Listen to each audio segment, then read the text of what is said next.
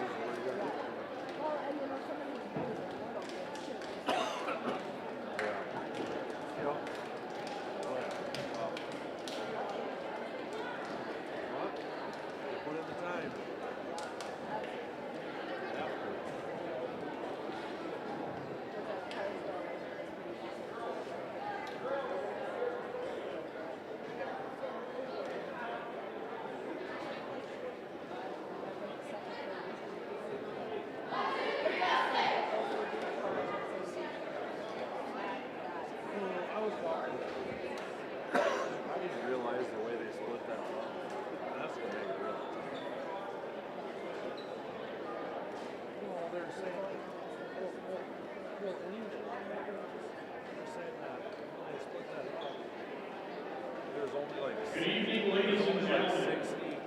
Before wrestling action starts, we'd like to take this opportunity to recognize the Little Devil Mat Club youth wrestlers.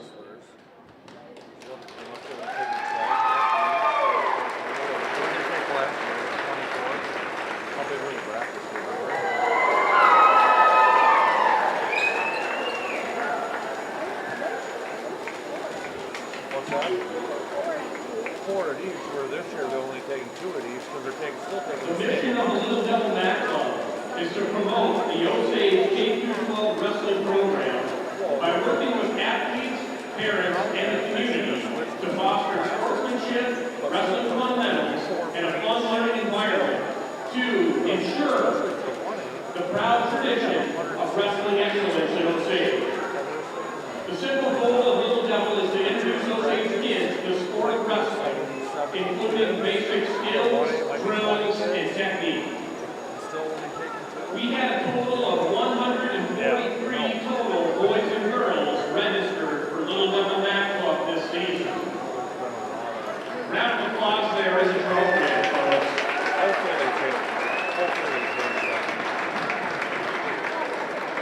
We have a few thank yous we'd like to make.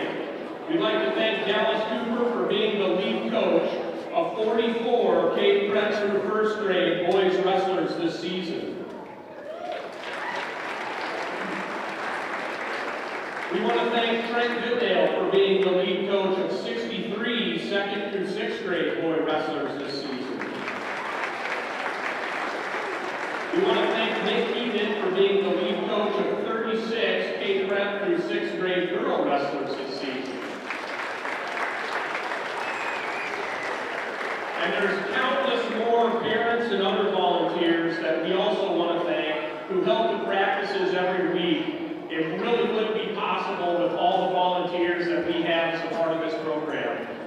thank you all of you parent volunteers as well.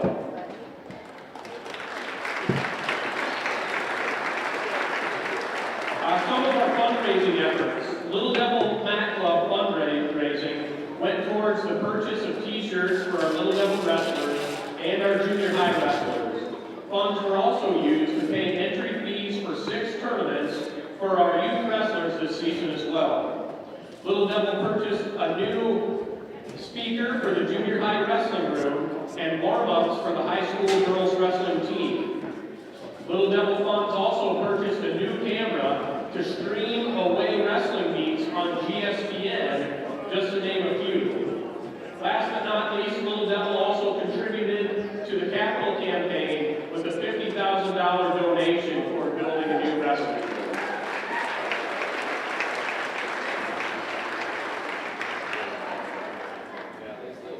All right, thanks again, everybody. Little Devil wrestlers, now's the time that you go sit with your parents.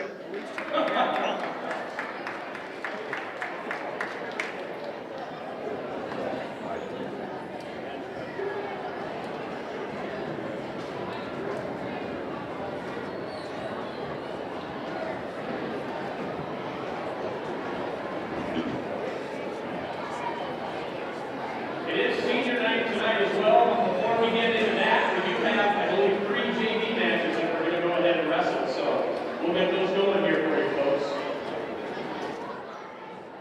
Well, good evening, sports fans, and thanks for logging on here to GSPN. Nolan Peters with you here on this Tuesday night as we recognize our Little Devil Wrestling program. Over 140 wrestlers this year in the Little Devil Wrestling program, and you just saw them come out a little bit ago. Pretty cool. They got the little fireworks that the kids were able to walk out and high-five the high school wrestlers on the girls and boys team. So pretty darn cool to recognize those littles. They've been working awful hard this year, anywhere from K-Prep all the way to 6th grade.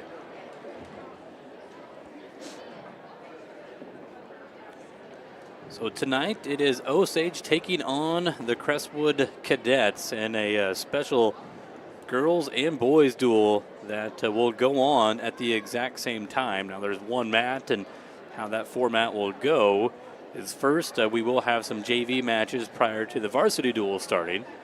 And then when it's time for varsity, they'll wrestle a girls varsity match followed by a boys varsity match, then go back to the girls and go back to the boys. So that's why you see 2 different scoreboards on down there by the table.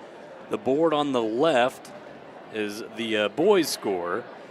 The board on the right will be for the girls. So it might be confusing at times why you're wondering there's only one scoreboard working. Well, they got 2 different track wrestling programs going, and yep, the one on the left is for the boys, and the one on the right is for the girls. Before we get things started with that, though, we will have, again, some JV matches.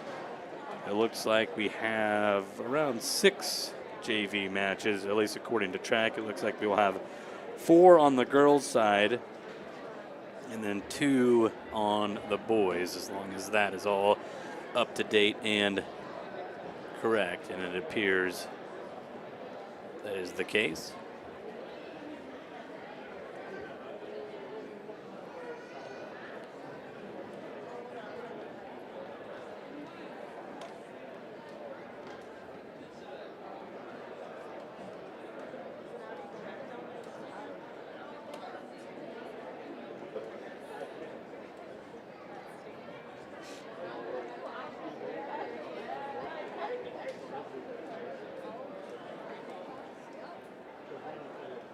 So looking at the schedules remaining for the year, the girls, they just had their conference tournament last week, where they were crowned conference champions for the 2nd straight year, bringing home 6 individual titles. They will have the duel tonight against Crestwood, and then looks like they are going to says they're going to the Upper Iowa Invitational this weekend. The boys for the Green Devils, got their final regular season duel of the night, or the season tonight. And then Saturday this week, they go over to St. Ansgar for their top of Iowa Conference tournament. And then that's it for the regular season for the boys. We'll have the regional duels coming up. It would be, I believe regional duels is 2 weeks from tonight. Osage boys currently sitting in the latest rankings from the Iowa High School Athletic Association. They are ranked 6th. So sitting in that top 8 spot, the top 8 teams would host, and they're hoping to stay in that top 8 driver's seat. They finished in 2nd place at the Osage Duels this past Saturday, falling to Casa Manorville in the championship round. The boys lost their first duel of the day against Hampton-Dumont Cal 38-37, but bounced back and beat Hinton 39-32. They beat Lewis Central 43-29, and then beat Ankeny Centennial 40-33 before falling in the finals 54-22 over Casa Manorville, the number 4 team up in Class 2A in Minnesota. Casson has won the Osage Duels every year since 2011, besides 2021, the COVID year where they were not allowed to come down and compete. That year, Southeast Polk won the Osage Duels, and then it's been snowed out 3 different times, but every year since then, since 2011, Casson has come down and always had some really good teams, and they enjoy coming to the duels and knowing that they're going to get some good competition for their wrestlers. And unfortunately, they always get to take that team trophy up north. A lot of times they've beat Osage in the finals. But there was a lot of good matches on that. You can go back and watch all those duels on GSPN. A lot of highly ranked matches there, so good quality wrestling. So we're waiting to get our JV matches out there. It is senior night as well. They will honor the seniors after JV matches are complete.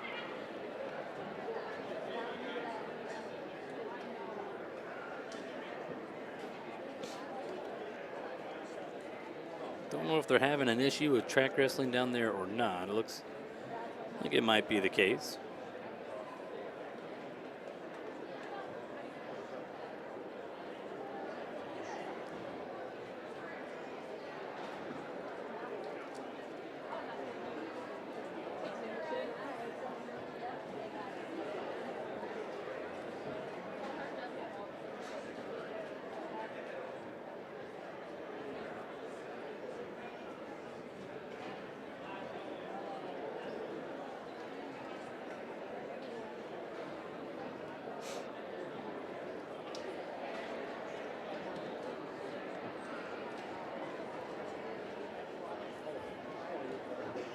Some things you won't see on the camera, but it's going to be really cool. Nice atmosphere here at Osage. They have like a special tunnel where the wrestlers will walk out for their duels. You'll see there would be some smoke and some fireworks going off as they work the way to the mat. Unfortunately, we got to look at getting a wireless cameras on the other side of the gym so you could see that. It'd be pretty sweet. They'll be walking right underneath of us out on the mat. But a special atmosphere tonight. Doing something different with the girls and boys competing here at the exact same time. And yeah, you'll see when we get to the varsity, they'll wrestle boys, or the wrestle a girls match, then go to the boys duel, and then back to the girls. So just flipping back and forth, all on one mat tonight. So I do think we're ready to go for our first JV match.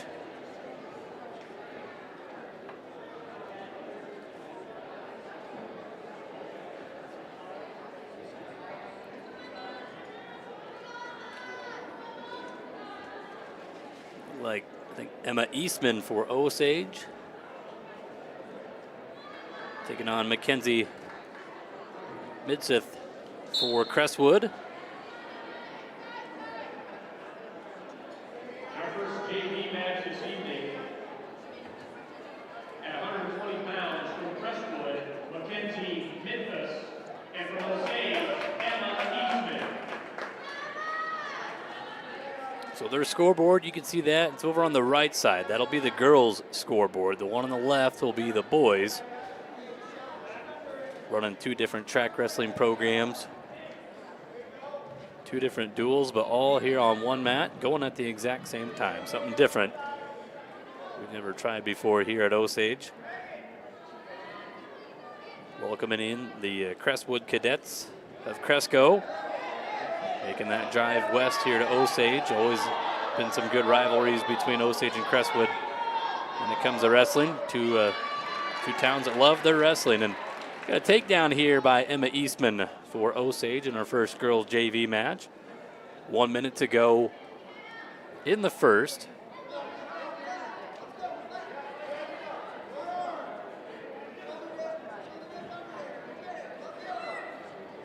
Now Mackenzie reaches back a little bit, trying to grab that head, pull her over, but Emma keeps her hips back.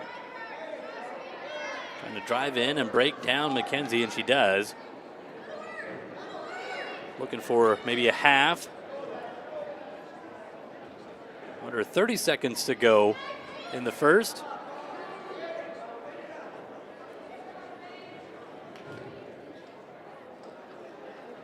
Nicole stalling on bottom on Midsith for Crestwood. That's her first stall warning.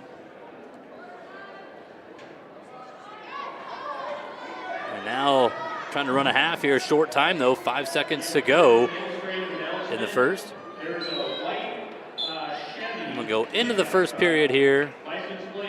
3-0 in favor of Emma Eastman for Osage. She wins the toss to first to the third, and Mackenzie will choose to go on top for the Cadets. Move it for a bit on the superintendent's parking lot so our vehicles can get out. Thank you. So Emma Eastman on bottom here, leading 3-0. As Mackenzie working this crossface, trying to take that head to the knee, working to lock up a cradle. Gives up on that. Tripod up here for Eastman. She gets to her feet, trying to dig out those hands, and she gets the escape to go up 4-0. 90 seconds to go in the first, or the second.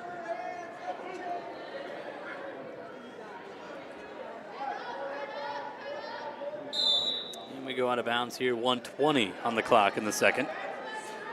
See the scoreboard in your lower right here for the girls.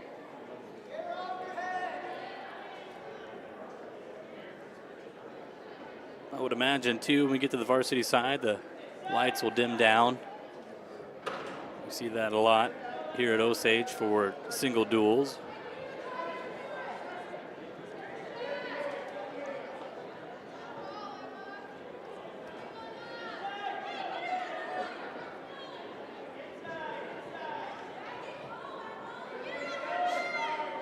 So down to 45 seconds here in the second. 4-0 lead for Eastman of Osage.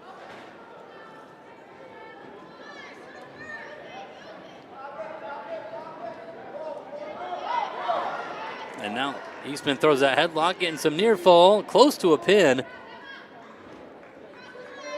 Now lift up that head. Just teeing out just fine. Now the scoreboard on the boys' side, or the boys' scoreboard, kind of getting in the way. Very close to the pin though, trying to re-grip here. Gonna squeeze and lift that head up. There she goes. She's doing a better job, and then gets the fall with 7 seconds to go in the second. So Emma Eastman with the win by fall for the Osage ladies in our first JV match, and we'll go into JV match number 2.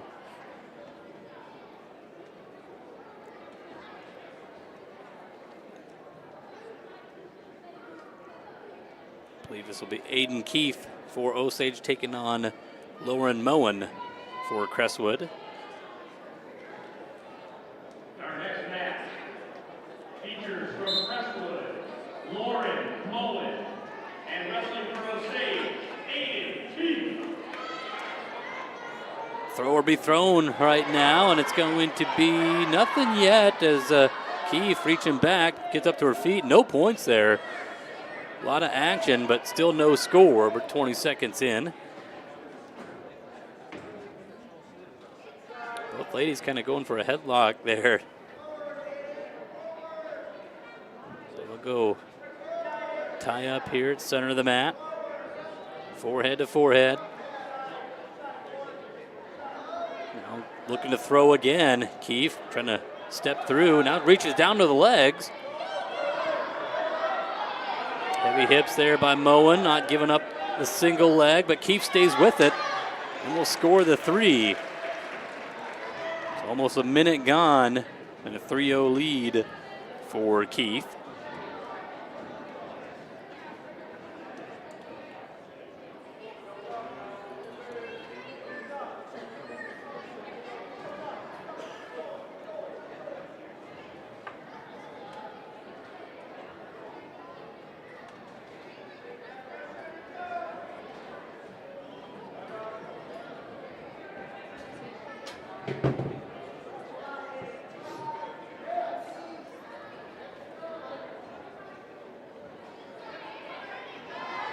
And now turns her over in half. Keefe will get a full 4 count. Trying to get the pin though. Moen bridges through it and almost rolls Keefe to her back. Gonna get 4 near fall to go up 7-0, and then 2 reversal for Moen. 7-2 lead for Aiden Keefe. And that's gonna be the score going to the second.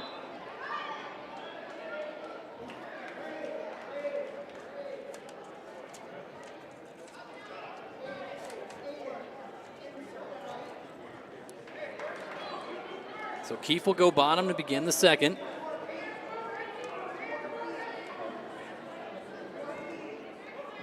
Lauren Moen covering on top for the cadets. We're underway. Our second extra match of 4 for the girls. We have 2 for the boys. And we'll start, we'll do senior night for both girls and boys, and then start our varsity matches. 2 duels going on at the same time, but on one mat.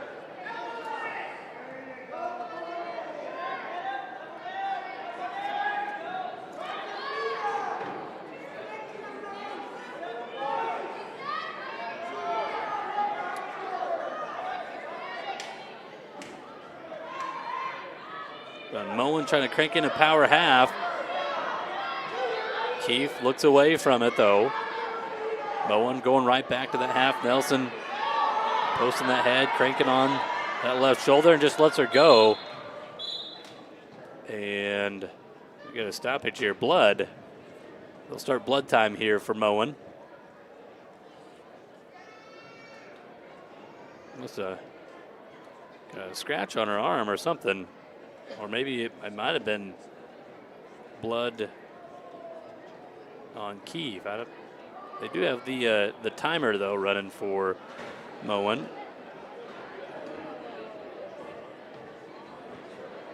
He'll stop the blood time. Only 25 seconds used.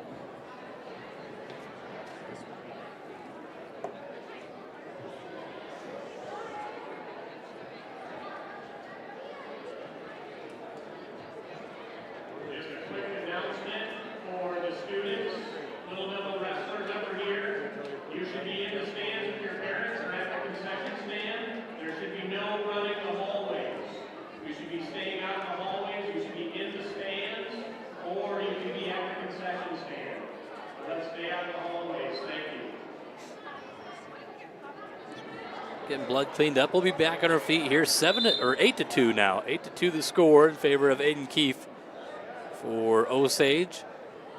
Our second extra match here for the girls.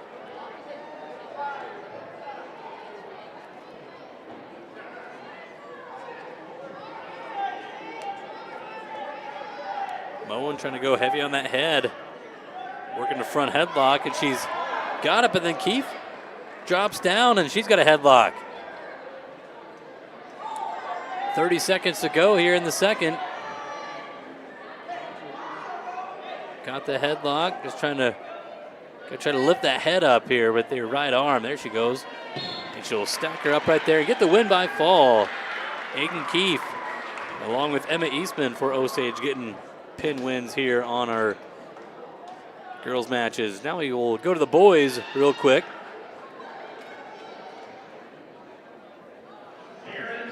We got Madden Jacobs for Osage. He'll take on Caden Burke.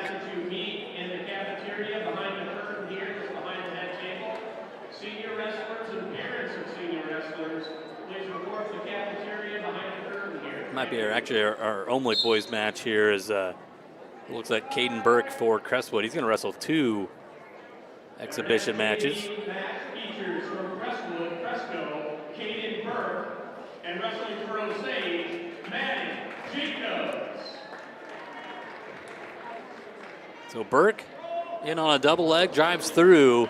He'll score the 3. You see the boys scoreboard. It's now on your left. Boys will always be on the left. The girls scoreboard will always be on your right.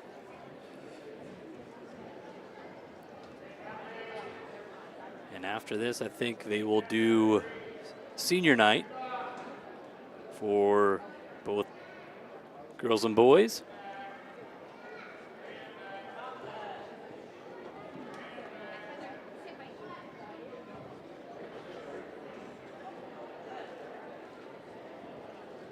Burke with a little ball and chain there. Got a 2 count there on Jacobs. He'll get 2 near fall and go up 5-0. 50 seconds to go in the first period. According to Track Wrestling, Burke will also wrestle Barrett Marsden for Osage tonight. I don't know if they'll do that maybe after the duel is complete or what. We also do have 2 extra girls matches to wrestle as well, with Abby Rahoot for Osage and Emery Dodd. Taking on the same 2 cadet ladies we saw earlier with Mackenzie Midsmith and Lauren Moen. So those will likely be coming up later. So senior night, parents will be next, and then I think we'll maybe go into the varsity. We'll just kind of wait and see. Jacobs here gets to his feet, short time, but he can't get the escape, and it's 5-0 for Caden Burke of Crestwood after the first 2 minutes. Jacobs defers, and Burke will go on bottom.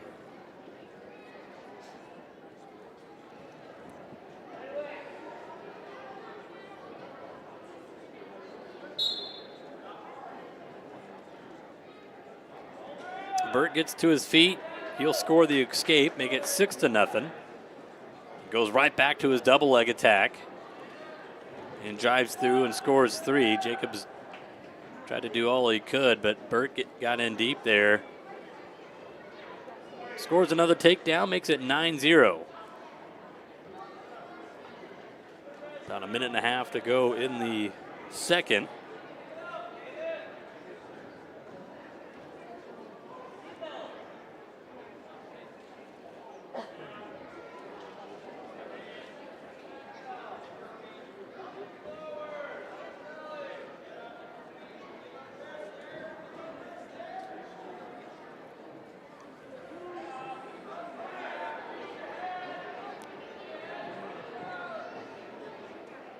Burke has got that half in and that cross wrist there. Gets another 2 count. It's going to make it 11-0 as he goes behind. 50 seconds now to go in the second. Working that crossed wrist again. Loses that. Jacobs now trying to fight off a crossface here.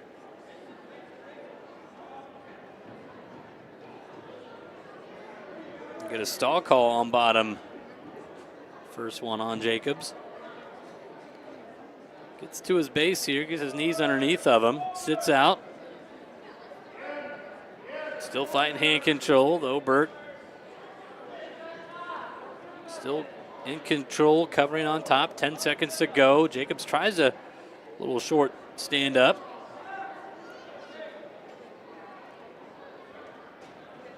Time will expire as we go to the third. It's 11-0 for Caden Burke of Crestwood. Jacobs will have the choice, and he's going to go neutral.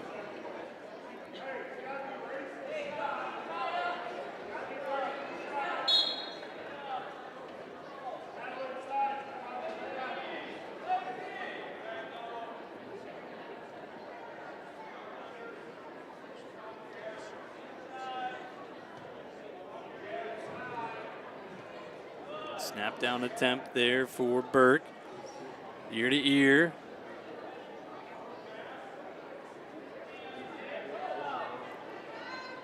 See if Madden here can find some offense.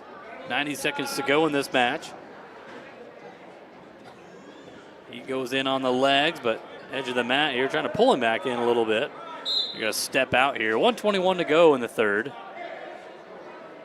11-0 in favor of Caden Burke.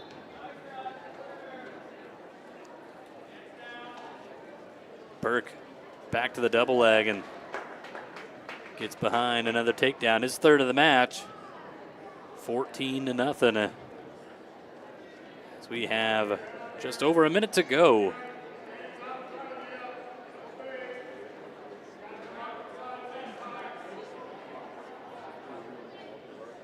Burke gets to the side, trying to run the half. Jacob sits out. 45 seconds to go.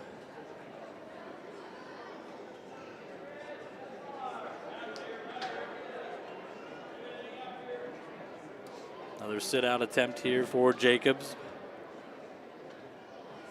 Burke still covers. 30 seconds remaining.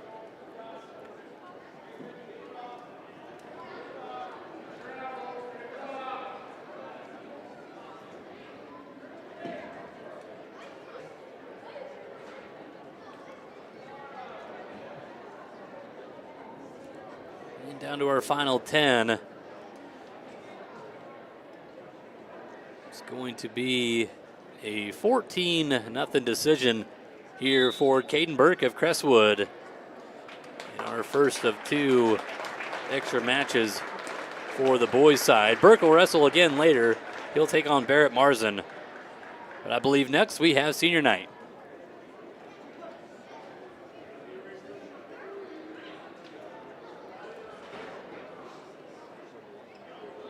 I think what we'll do here is we'll kind of listen in to Rob Stengel, our PA announcer, a voice of Osage Wrestling.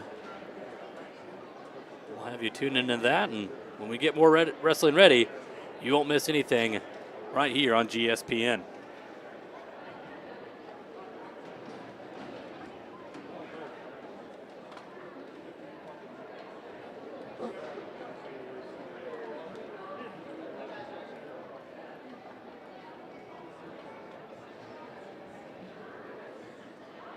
Ladies and gentlemen, at this time we ask that you please join us as we take a moment to honor the hard work, dedication, and commitment of 8 outstanding Green Devil seniors and their tremendous contribution to our wrestling program over the past 4 years.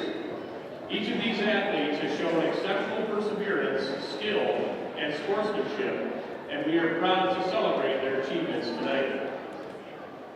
First up, we would like to recognize Madison Swenson.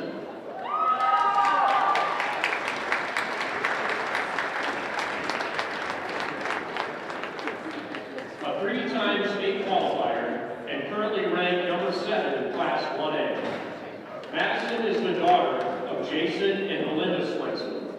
One of Maddie's favorite wrestling memories is being a 3-time state qualifier and having the privilege of experiencing the state tournament with the best coaches, teammates, and fans in the state. After high school, Maddie plans to attend college and pursue a degree in pediatric pharmacy. Maddie Swenson.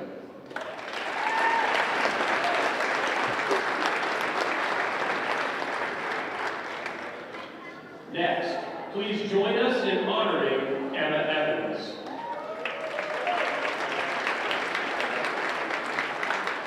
A fierce 125-pound wrestler, Emma is the daughter of Derek and Kelly Evans. Emma cherishes the memories of van rides with seniors, the traditional cat and mouse game she and her teammates invented, and the many team bonding activities that her coaches have put together to make their team a strong and close-knit family. After graduation, Emma plans to attend NIAC to major in elementary education and also continue her athletic career by playing softball. Ladies and gentlemen, Emma Evans.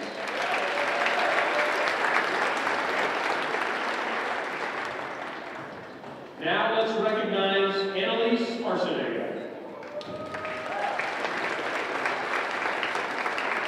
A three-time state qualifier and the daughter of Frank and Holly Arsenault.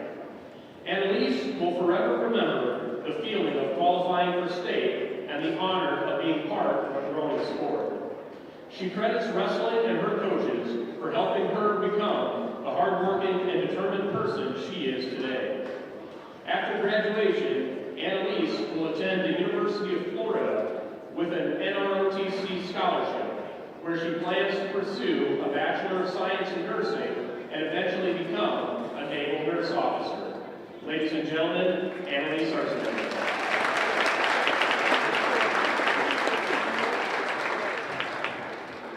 Next, we have Aubrey Jack.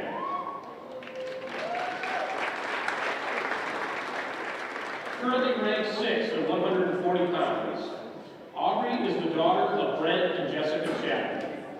Over her career, Aubrey has qualified for state twice and placed 3rd as a freshman. One of her favorite memories includes ordering poncheros through DoorDash to their hotel room and dancing to Mamma Mia while eating their burritos. Aubrey plans to attend NIAC to earn her undergraduate degree while also playing softball. Aubrey Chapman.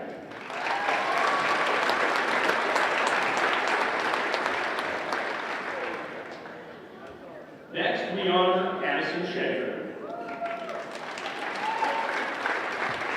A 4-year starter in the Green Devil lineup, Addison is the daughter of Malcolm and Tara Shaker.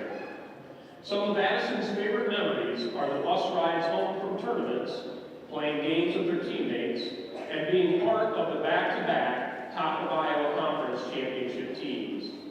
After graduation, Addison plans to attend NIAC to pursue a degree in pediatric nursing while continuing her wrestling career as a member of the girls' team. Addison Shaker.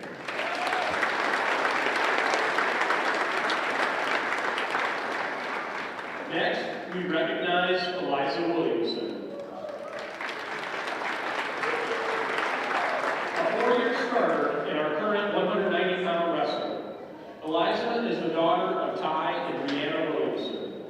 Eliza's favorite memories include telling dad jokes and playing telephone on the way home from the East Buchanan tournament this season. After graduation, Eliza plans to attend Iowa Central to major in animal science and compete on the rodeo team. Eliza Williamson.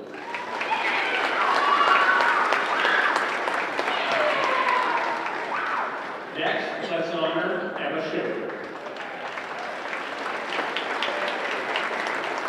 Currently ranked 11th at 235 pounds, Emma is the daughter of Dane and Emily Schiffer.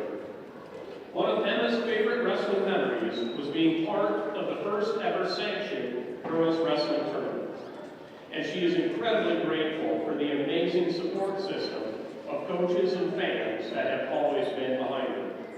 After graduation, Emma plans to attend Iowa State to major in business analytics and is considering law school to pursue a degree in agriculture law. Emma Schiffer.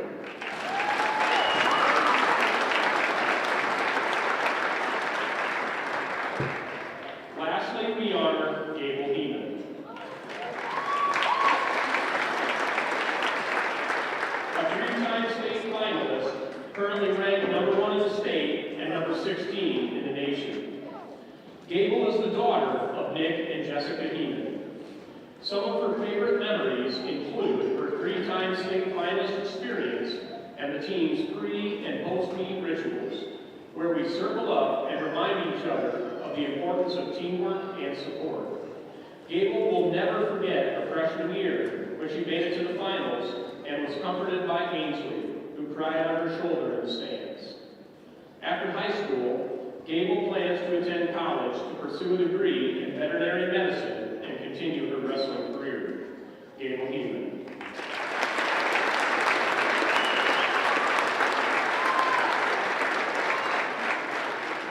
And now join us as we honor the hard work, dedication, and commitment of our Green Devils senior boys wrestlers.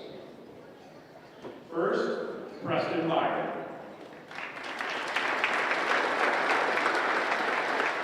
Escorted by his parents, Trista Stengel and Andy Byron. Preston's plans after high school are to go into the Air Force Academy. Ladies and gentlemen, Preston Byron.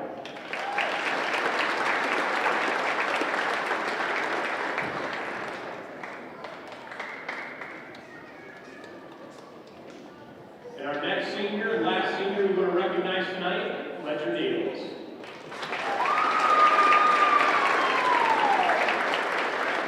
A returning state qualifier, currently ranked number 4, he's escorted by his parents, Mike Niels and Michelle Quinn.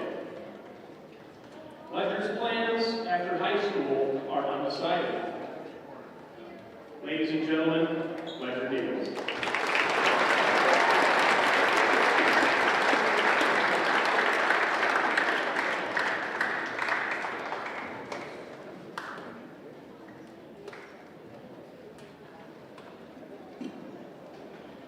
And let's give them all another big round of applause.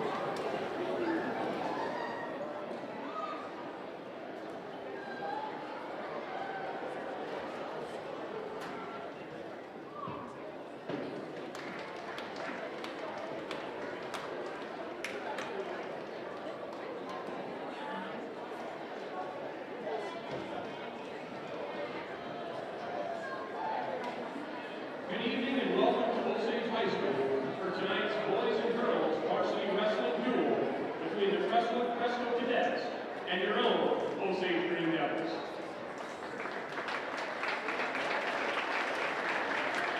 We'd like to thank our partners from Synergy Physical Therapy and Sports Medicine for being the official provider of physical therapy and athletic training services for Osage schools. This is a reminder that sportsmanship is an important part of interscholastic sports at Osage High School. Whether you are in the stands, on the field, or on the mat, sportsmanship should be displayed. Osage High School, in conjunction with the Iowa High School Athletic Association and Iowa Girls High School Athletic Union, encourages you to be a good sport. Both Osage High School and Crestwood High School thank you for making this a positive environment for all spectators, wrestlers, and officials at tonight's contest. Any fan or patron that participates in behaviors that are not consistent with these expectations will be asked to leave the premises. Tonight, we are going to alternate the girls and boys matches at each weight class. We ask that each team, boys and girls, line up light to heavy on the edge of the mat for announcements. On behalf of all of our schools competing tonight, we would like to extend a thank you to our officials for tonight's matches, Alex Pearson and Quentin Rice.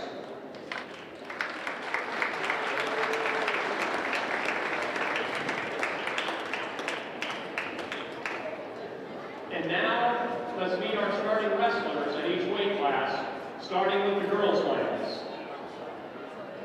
For Crestwood, at 100 pounds, Kelsey Adams.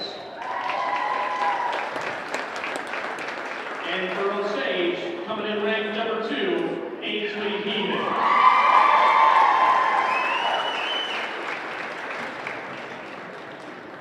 At 105 pounds for Crestwood, returning state qualifier, currently ranked number 7, Kara Kennedy. And wrestling for Osage, Kirsten McRoberts.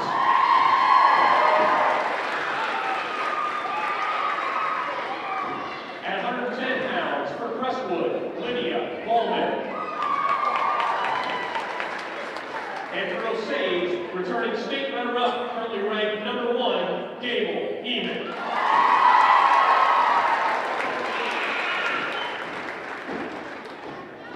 At 115 pounds for Crestwood, Reagan Drees. And wrestling for Osage, Ivy Christensen.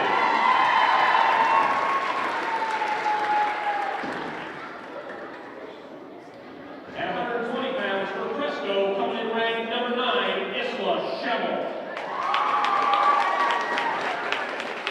And for Osage, returning state qualifier, currently ranked number 7, Madison Swenson.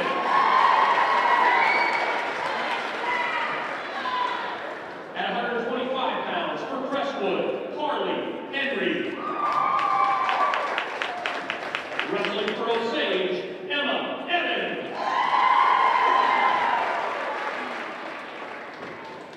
At 130 pounds for Crestwood, Alana Schatz. Wrestling for Osage, returning state qualifier, Melanie Reeswitz.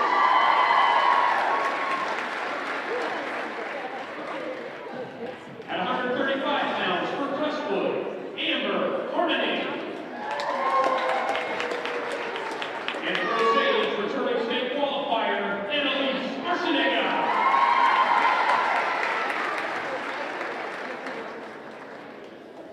At 140 pounds for the cadets, Maddie Richard Larson.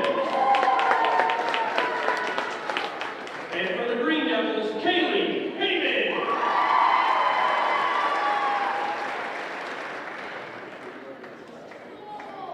At 145 pounds for Crestwood, Cameron Deal. And for Osage, returning state qualifier, currently ranked number 6, Audrey Chapman.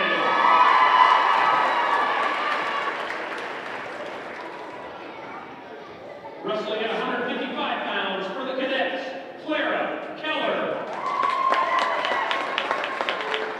And for the Green Devils, coming in ranked number 12, Olivia Chapman.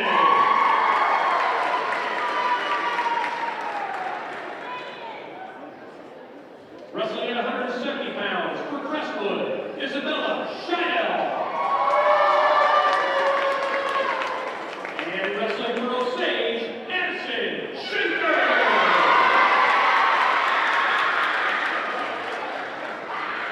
At 190 pounds for the cadets, Brianna Burke. And for the Green Devils, Eliza Williamson.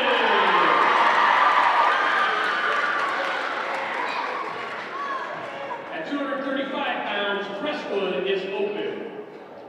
And for Osage, coming in ranked number 11, Emma Schipper.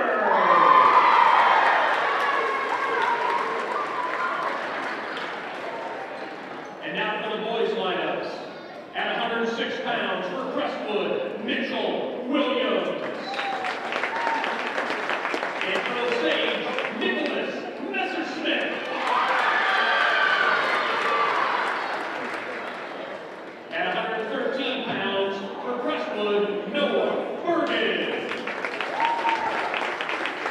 And for Osage, Preston Fire.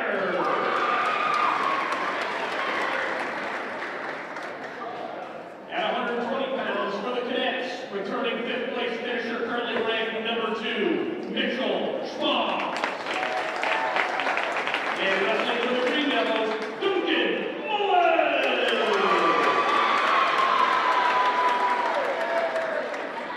At 126 pounds for the cadets, returning 5th place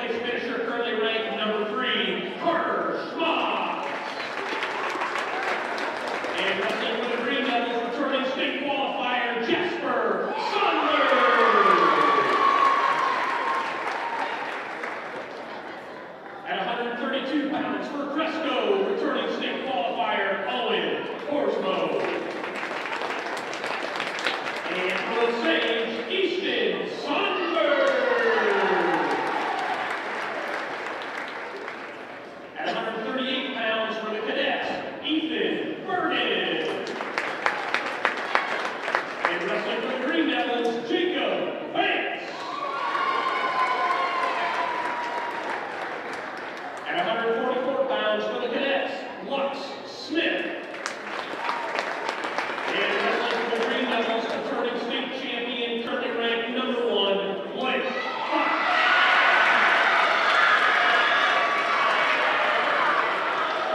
At 150 pounds for the cadets, Jose Leonardo. And for the Green Devils, Tyson Stengel.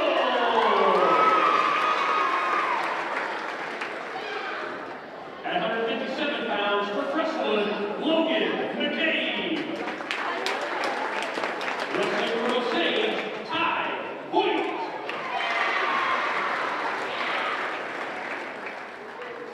At 165 pounds for the cadets, Mason Reagan. And for the Green Devils, Brock Tree. At 175 pounds for the cadets, returning 5th place finisher, currently ranked #11, Brock Boya. The Green Devils are open. At 190 pounds for Crestwood, Sam Dirty. And for Osage, 190 pounds is open. At 215 pounds for the cadets, Preston McCabe. And for the Green Devils, Ryan Bear.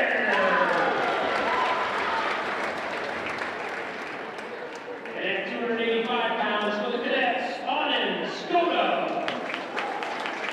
And for the Green Devils, returner in the state qualifier, currently ranked #4, Ledger Yale.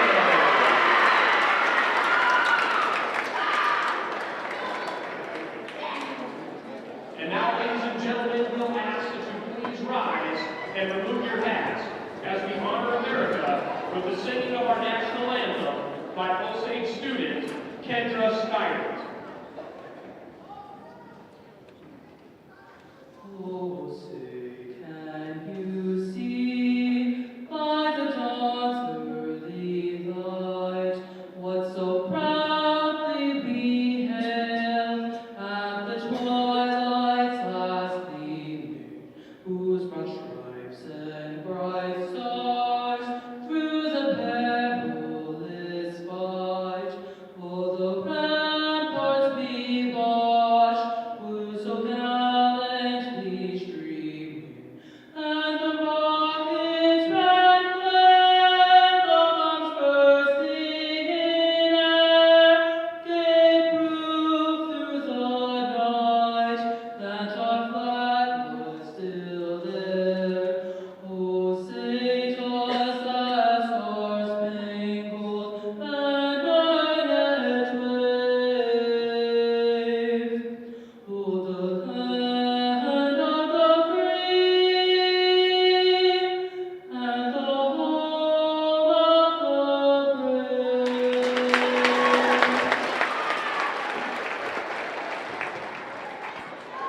Nolan Peters with you here on this Tuesday night, a double duel with Osage and Crestwood. Girls and boys at the same time, just alternating matches. As coaches and captains come out here for both teams. I think the girls will go first, the boys second. You just alternate matches. I think we might just be doing your traditional start, starting at the lower weights and working our way up. Yeah, the girls varsity match first, followed by a boys, back to the girls, boys, girls, boys. So something different here with two communities that love their wrestling, Osage and Cresco. Now the scoreboards, if you're just tuning in, the scoreboard on the right, that is going to be the girls' score. The scoreboard on the left will be the boys. So two different track wrestling programs going.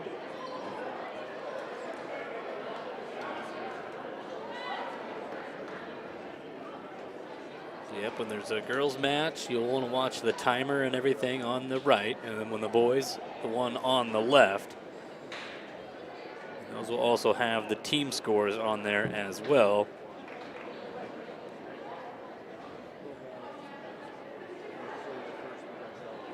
So it looks like, yeah, we will start at 100 here for the girls.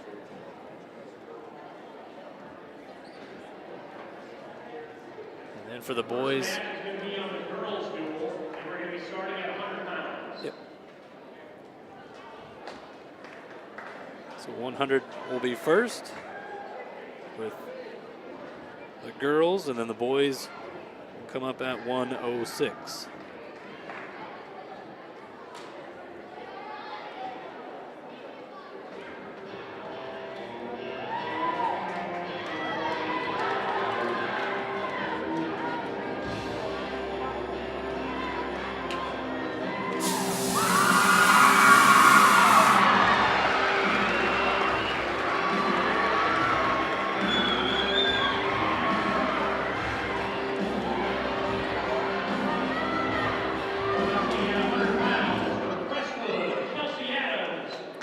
First match of the night here on the varsity side, got Kelsey Adams for Crestwood. And she'll take on Tess Darrow. And right away, Tess shoots in, gets in on a single. Adams fends it off, and we go out of bounds here. 9 seconds in. Osage going to be looking like they're going to bump up their 100-pounder with Heeman, Ainsley Heeman. Currently ranked number 2 at 100. Darrow reaching in, trying to grab that single leg, now reaching for both. A couple underhooks here for Adams to block it off. Darrow has got that right leg scooped, and she'll cover behind and score the 3 takedowns. So 3-0 for Tess Darrow, and right away working for a cradle.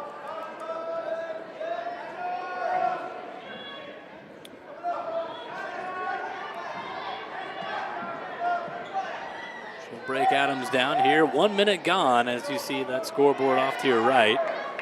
Under a minute to go in the first. Starting at 100 and at 235.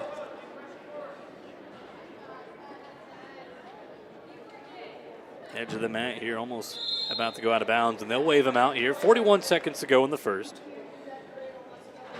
Tess Darrow of Osage leading Kelsey Adams 3-0.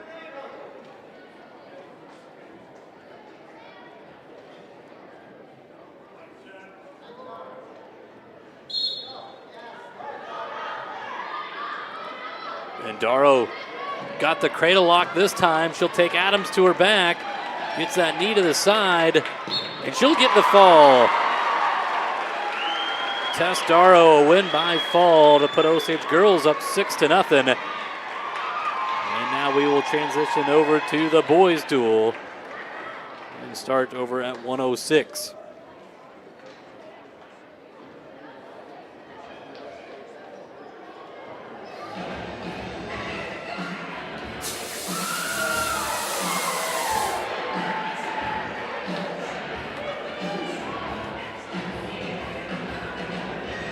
So our first match here for the boys at 106 pounds, Mitchell Williams for Crestwood. He'll take on Nicholas Messersmith for the Green Devils. Osage is going to be open at a couple weight classes here tonight on the boys' side. They'll be open at 75 and also 190.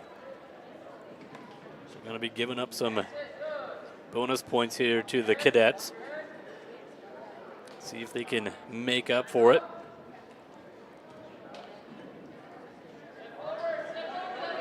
Williams going to work for a power half. He's got a takedown and now some near fall here on Messersmith. Got at least a 2 count. Now he's going to get those 2 in his pocket and go up 5-0. So now we're looking at that scoreboard to the left side. Minute 15 to go in the first. For the boys duel. Girls will always be on the right.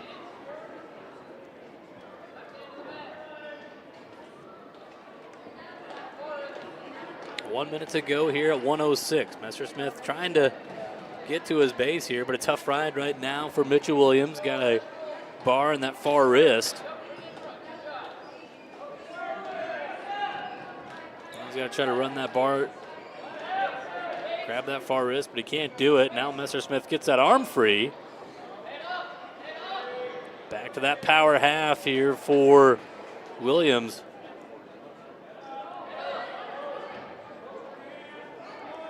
Got a 1 count there. Now getting some near fall on Messersmith. Got, I think, 2 in his pocket. Actually got up to a 3 count, it looks like. So he keeps that hold and gets more swipes. So, yeah, 3 to his credit. Yet to be awarded. 15 seconds. Messersmith trying to fight this off still as he's turned over again.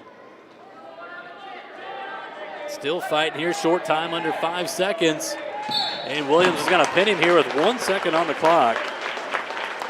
So Crestwood will go up 6-0 on the boys' side. And now we go back to the girls.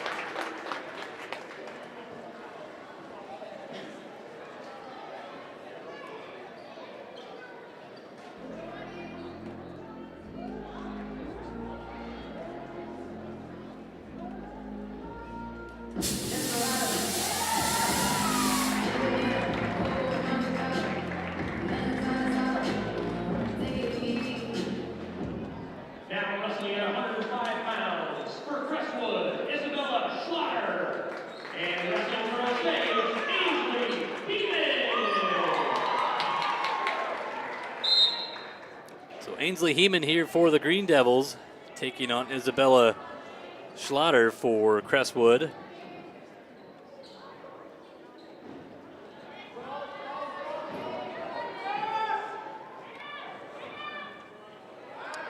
And Heeman will get the takedown.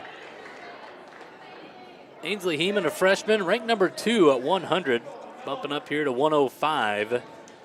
The Cadets have a ranked 105-pounder with Kara Kennedy, but not wrestling here at 105. I don't know if they'll be moving her up, possibly to 110, but got an escape here for Isabella, makes it 3-1. Minute 15 to go, first period here, and Ainsley back in on the legs, gets another takedown. The freshman goes up 6-1 here for Osage. They go out of bounds with 107 on the clock.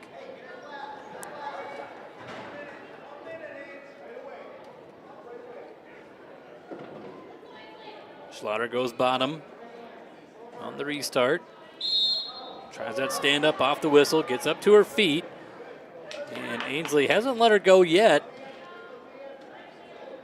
She'll step through and get the mat return. Had 2-on-1 on that left arm.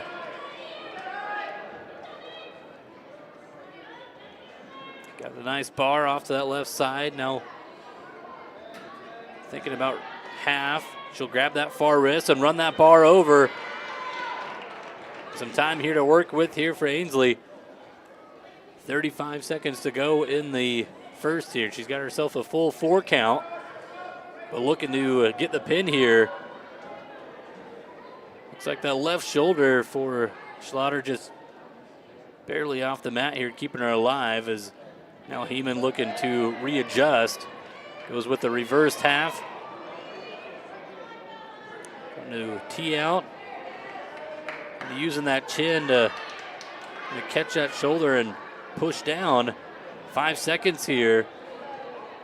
And a tough fight on bottom for Isabella Schlatter, and she'll survive to the second. It's going to be 10-1 though for Ainsley Heeman. Crestwood's choice. And she's going to go on top. So Schlatter will cover on top. Heeman going on bottom. Up by 9 to begin the second. Off the whistle. Quick sit out and a reversal 2. So 12-1 for Ainsley Heeman. And she'll go right to the power half. Drives in. She'll turn Schlatter to her back. And there's a win by fall for Ainsley. So 2 matches into the girls' duel, and Osage goes up 12-0. And we go back to the boys. as we go to 113.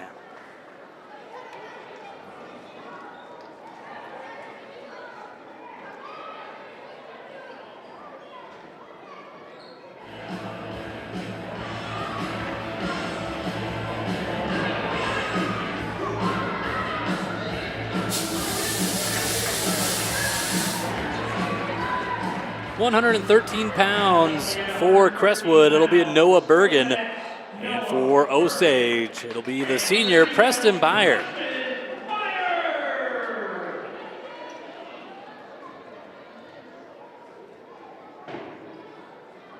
Nice duck under here for Preston. Still working for it. A couple of seniors on this Osage boys team, Preston Byer and Ledger Niels. Preston's plans are to go into the Air Force. It's been a solid 113-pounder this year for Osage. Trying to work for a little slide by. Bergen, though, tough here, forehead to forehead. No points in this one so far.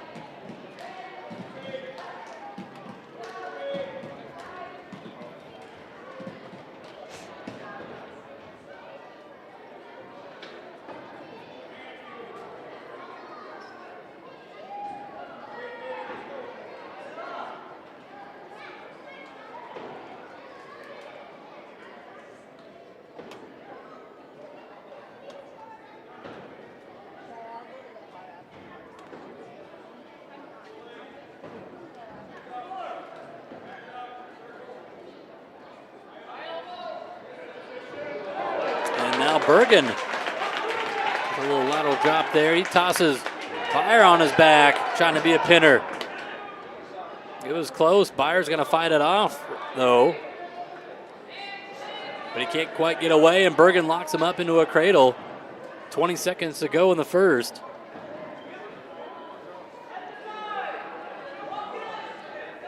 Bergen still got 4 back points to his credit. He's working for a cradle here in the final 5 seconds. And we're going to the second. It'll be 7-0. They'll award the back points to Bergen. So a decision for Byer. Or excuse me, no, it is a decision for Bergen. And he defers, and Byer has his choice, and he'll go bottom.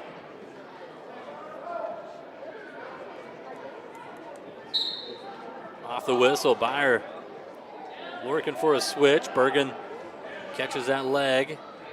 Byer looking to at least get his one. He'll scoot back and get that 1-point escape. So 7-1 here. Preston down by 6, looking to get the work here. Minute 45 to go in the second. Our second match here on the boys' side, and Byer, he'll get a little go behind. Make it 7-4. Now Preston looking to lock up a cradle. A little standing cradle, and Bergen will just drop back to his knees. He'll break that cradle lock. Preston trying to post that left elbow, and we get a stoppage by the official for blood time on Noah Bergen.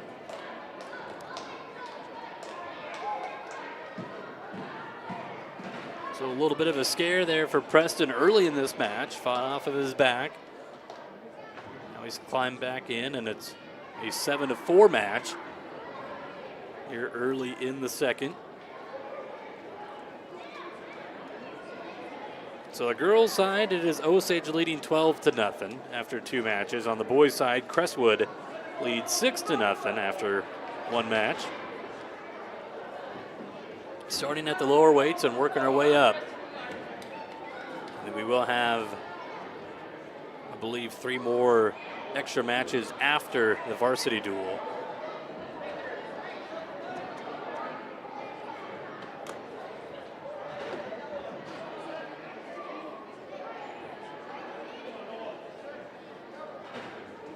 So Byer covers as we restart. Actually, haven't stopped the blood time here. I don't know if we got to catch out on the clock or not.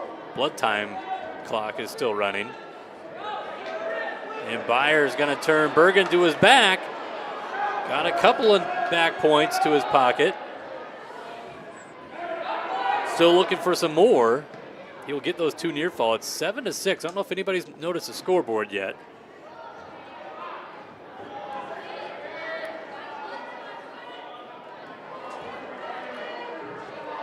Now, I do know that the table is aware. The scoreboard here, you can see, is not correct, but the table is aware of it. They know the time.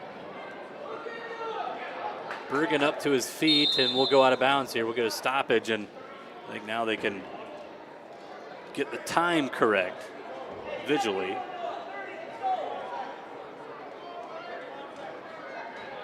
Maybe not. No, the tables, they're nodding down there. They know they're good.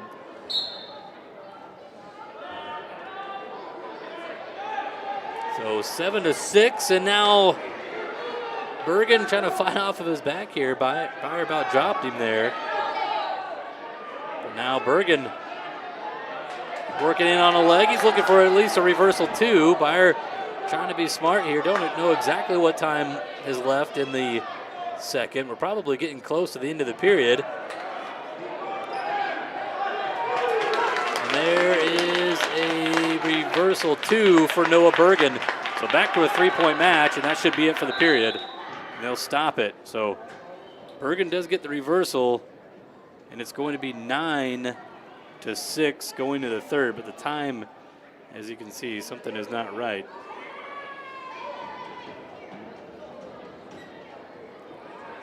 It looks like the table workers, their computer, I keep seeing them, they're pointing at the computer and they're nodding.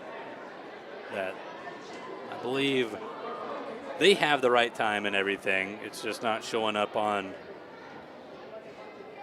your scoreboard here.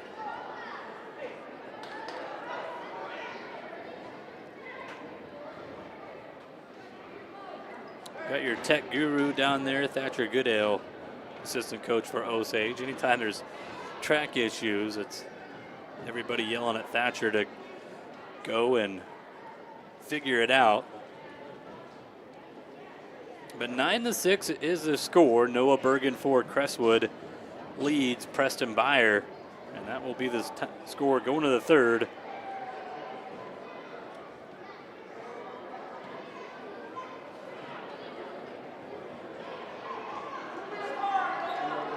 All right, I think we're all good to go.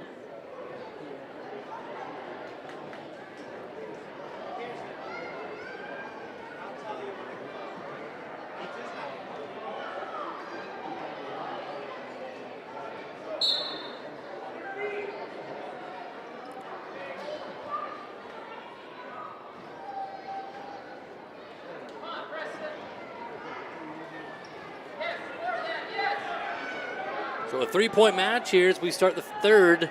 Preston Byer tried that slide by again, looking to go behind, trying to cut that corner, and they will give him the 3. There's going to be a 1-point escape, so it's now 9 or a 10-9. 90 seconds to go in this match. So Bergen back in front by 1, and he's in on a leg.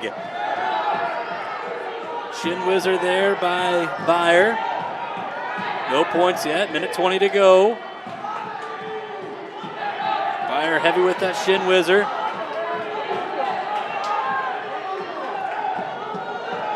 Still working for it. Bergen, though, trying to limp arm out. Trying to get that right arm clear. 1 minute to go. Nothing yet. Byer still holding on to the arm, and there's a takedown for Bergen. So now it's a 4-point match. Preston going to need to get out and get a takedown.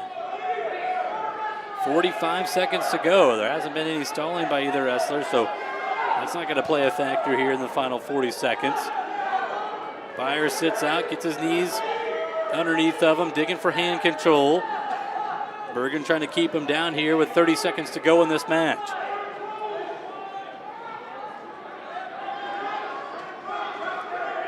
And now Byer's getting his forehead buried to the mat. Looking for the sit out. Down to 15 seconds to go. And there's a stall call on Byer. 10 seconds remaining. Bergen gets in that arm bar on the left side, looks back at the clock and knows He can ride this out, and it's going to be a 13-9 win for Noah Bergen and the Crestwood Cadets at 113 pounds. That'll make the team score after 2 matches on the boys' side. Crestwood 9, Osage nothing.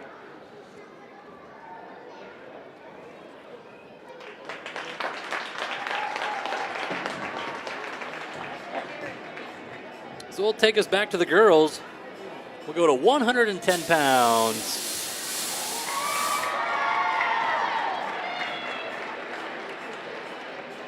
Osage is moving their lineup up. Ainsley Heeman wrestled 105. Now your 105-pounder Kirsten McRoberts is on the mat at 110. And for Crestwood, it'll be Lydia Bullman. And McRoberts with a quick 3 to start this match.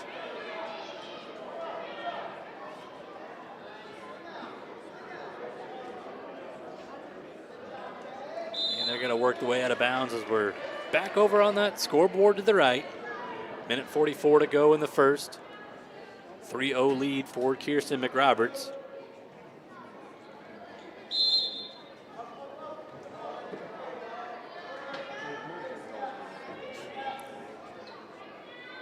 Kirsten, a very talented freshman for this Osage team. Her and Alexis Colbert at that 105-pound spot. Colbert, though, out with an injury tonight. She's been that way the last couple of weeks, as McRoberts was one of 7 conference champions. As we go out of bounds here, 1:12 to go in this first period.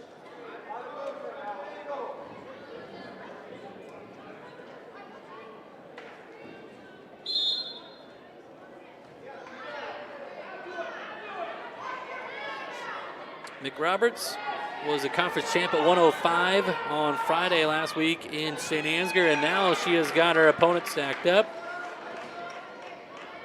Ran her over at that bar, still not letting go. Now she'll go with a half on that side. She should get her back points, and she does. It's 7-0 for McRoberts. 45 seconds to go in the first, and now she runs that half over. Gets the turn, and McRoberts a win by fall. Osage ladies go up 18-0 after 3 matches. 3 straight pins for the ladies. We go back to the boys' duel where Crestwood leads 9-0 as we hit 112 or 120 pounds. Our next matchup. At 120. Duncan Mullen for Osage taking on Mitchell Schmass. Schmass is a senior. He is ranked number 2 at 120 pounds in Class 2A. The returning place winner over the last couple of years for the cadets.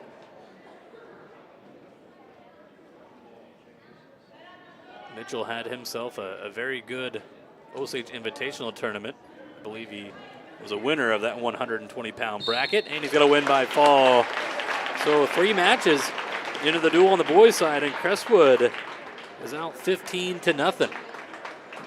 15-0, Crestwood leads the boys. 18-0, Osage leads the girls, and we will go back to the girls' duel.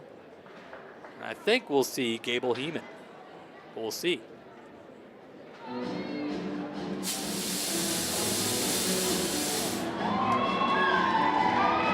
Nope.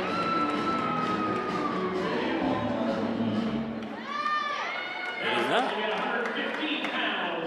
We got Ivy Christensen for Osage. She'll take on Reagan Deers for Crestwood. We get a stoppage here.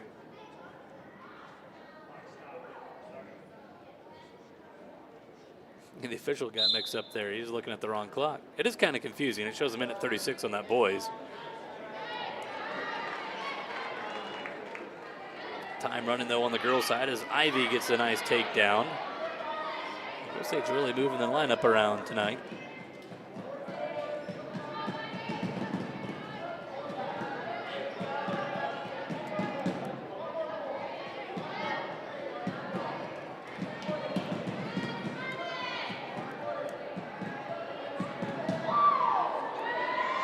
Ivy getting some backs here right on the edge of the mat.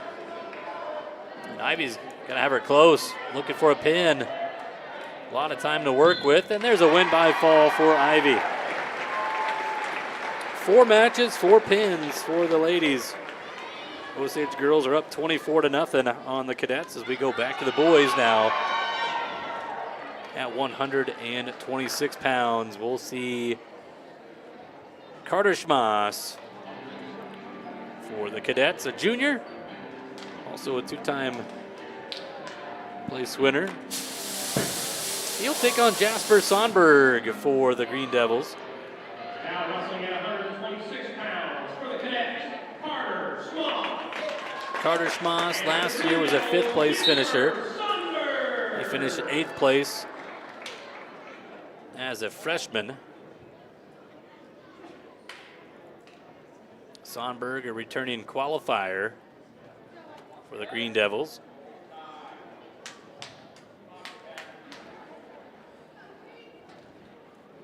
So we're back on the scoreboard on the left side. Time running here, minute 35 to go in the first. Crestwood boys lead this 15-0.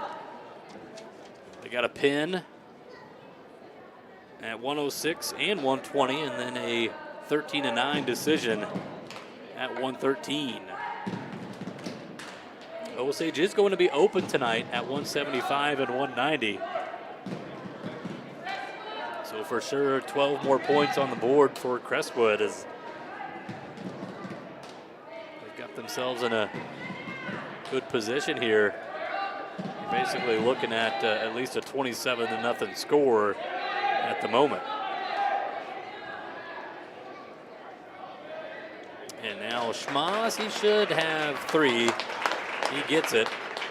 45 seconds to go in the first for Carter Schmass. He is ranked number 3 in Class 2A at 120 pounds. Jasper has spent some time in the rankings in Class 1A, but currently sitting out of that at the moment.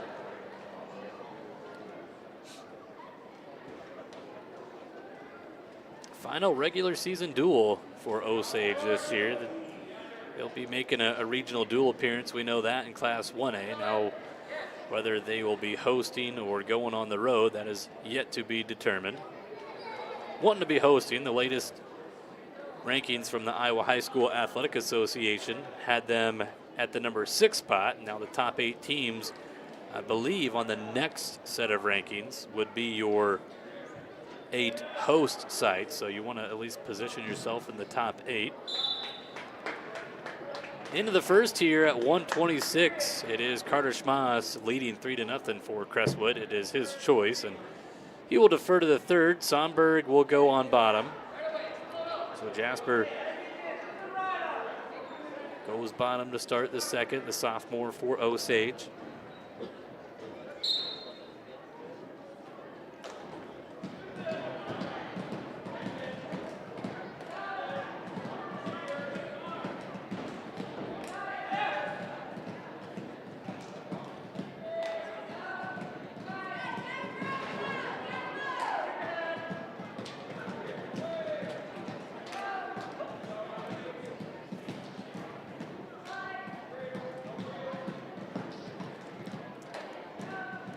Seconds in on this ride here for Schmass.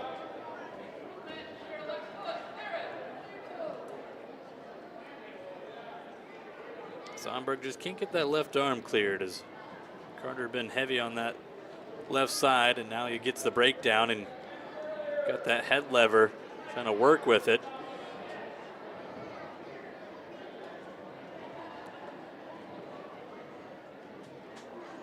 Can't do nothing, and now maybe looking to go between the legs. He's got that cross wrist tilt now, maybe trying that ball and chain.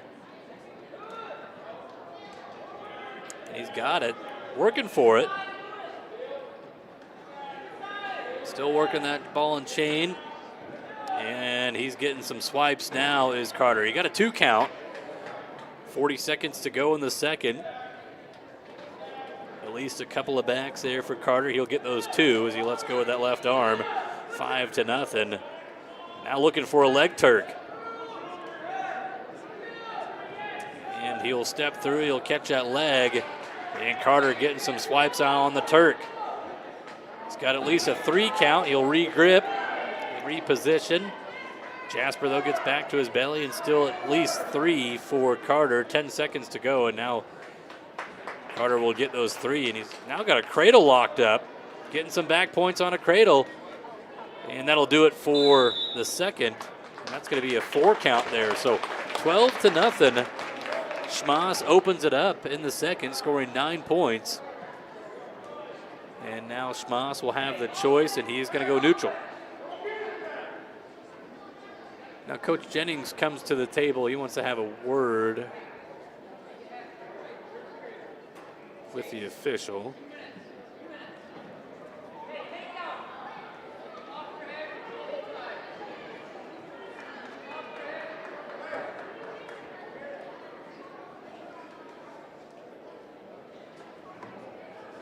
No idea what they're talking about. You could only assume. I wonder if it's off of that tilt that Schmass had. He got 3 near fall, and then it's like he had a leg Turk in. Actually, yeah, I think.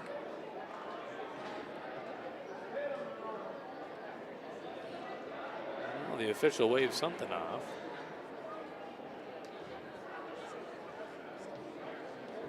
So, yeah, I think he's waving off the 4 near fall.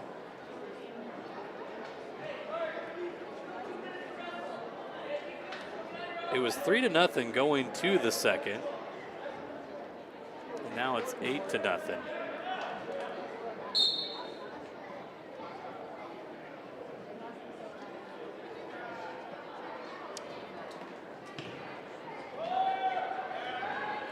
Sonberg will give up a takedown. It's 11-0. So we got a 2-point near fall and a 3-point near fall, but not the 4-point near fall that he originally awarded. So now 11-1.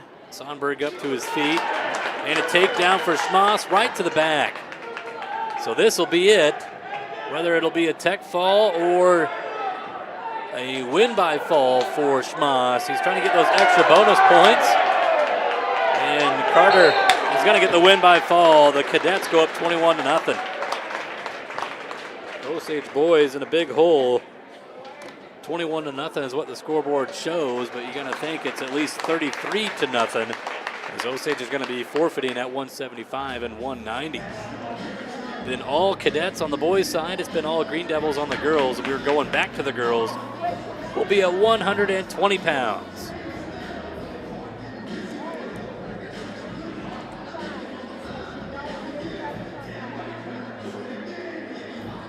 It is Gable Heeman coming out here for Osage. He's going to wrestle 120.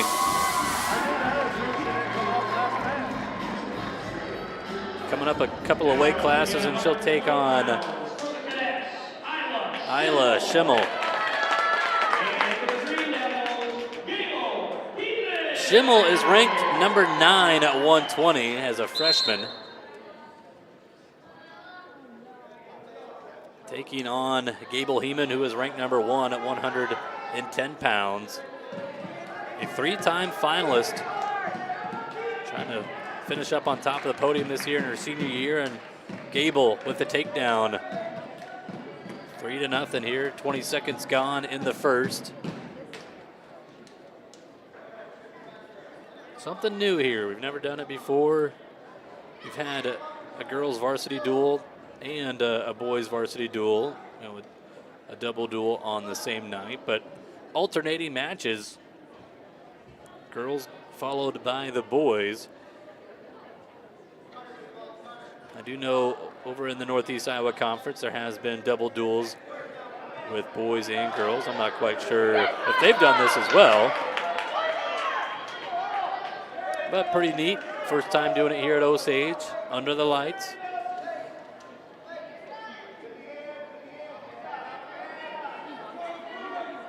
Three to 1 as we go out of bounds here. 52 seconds to go in the first. So Gable giving up some weight here. Always doesn't seem like much, but 10 pounds is quite a bit. Gable, though, drives through and scores the takedown to get her second one of the match. It goes up 6-1.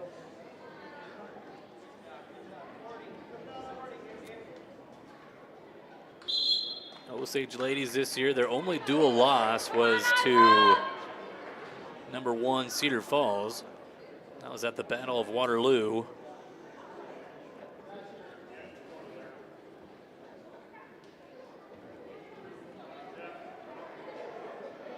.35 seconds to go in the first. Isla sits out, up to her feet. Gable gets her back down to the mat. Trying to go 2-on-1 on that left arm. Under 20 seconds to go here in the first.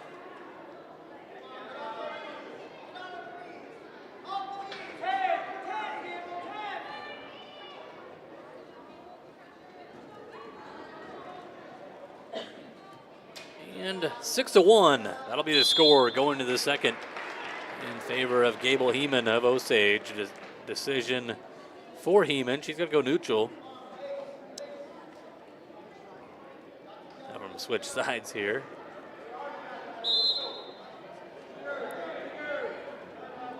Shot attempt here for Schemmel. She gets in deep.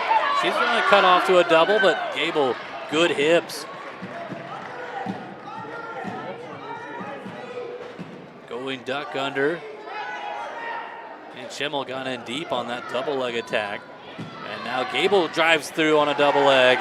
Going up 9-1, and she catches her in half. Hasn't caught any back points yet. Now she's close. She's getting some now. So back points here for Heeman, at least 4, but close to getting the pin, and she does. A win by fall for Gable Heeman.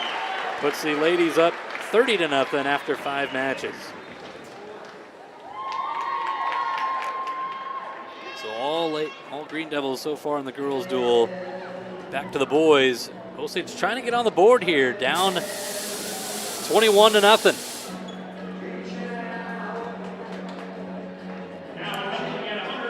132. Owen Korsmo for Crestwood. He'll take on Easton Sonberg for the Green Devils. Korsmo last year was a qualifier, state qualifier at 106 pounds, up to 132 this year. But Osage needing some points here. Trying to dig back into this duel, 21-0. They trail. And there's 3 points there for Easton Sonberg. But the Green Devil boys, they are going to be open at 175 and 190. So you're giving up 12 points. At least 12 more points in this duel. So basically think of it as a 33-0 score at the moment. And Sonberg turned Korsmo for a second, couldn't get any backs out of it. Hard cross face for Easton. Now maybe looking to run a butcher. He's got that elbow, trying to circle. Close. Korsmo turns in, gets back to his belly.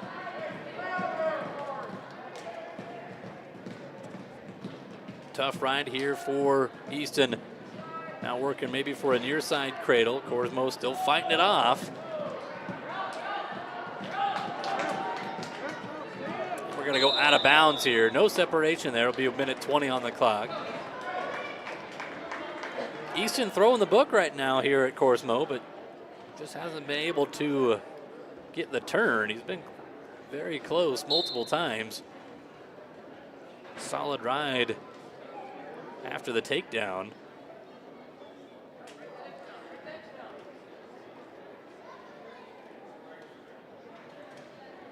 And now he's got that near side cradle. Going for it, head to the hole. He's got it locked up. Easton will take him over. And there's a win by fall. That'll help the boys out. They needed that one. 21-6, our score after 5 matches. The boys are on the board. We go back to the girls' duel. Right now, it is currently Osage 30, Crestwood nothing. 125. Coming to the mat. This is Maddie Swenson for Osage. She is taking on Carly Henry.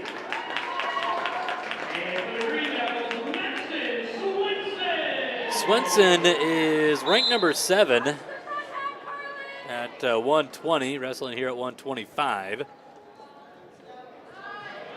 And Swenson scores a 3. Henry tried to throw a headlock there on the edge of the mat. Maddie, though, gets her taken down. Maddie, a state qualifier a year ago in the first ever girls sanctioned tournament. Looking to get on the podium here in her senior year. 3-1 as Swenson let her up on the restart. And on the body. Good job there by Swenson as Henry almost rolled her through. Got her hips up and scores a takedown, 6-1. 45 seconds gone here in the first. Wrestling at 125. We started at 100, we'll end at 235. Your traditional start, lower weights all the way to the upper weights on the girls and boys duel tonight.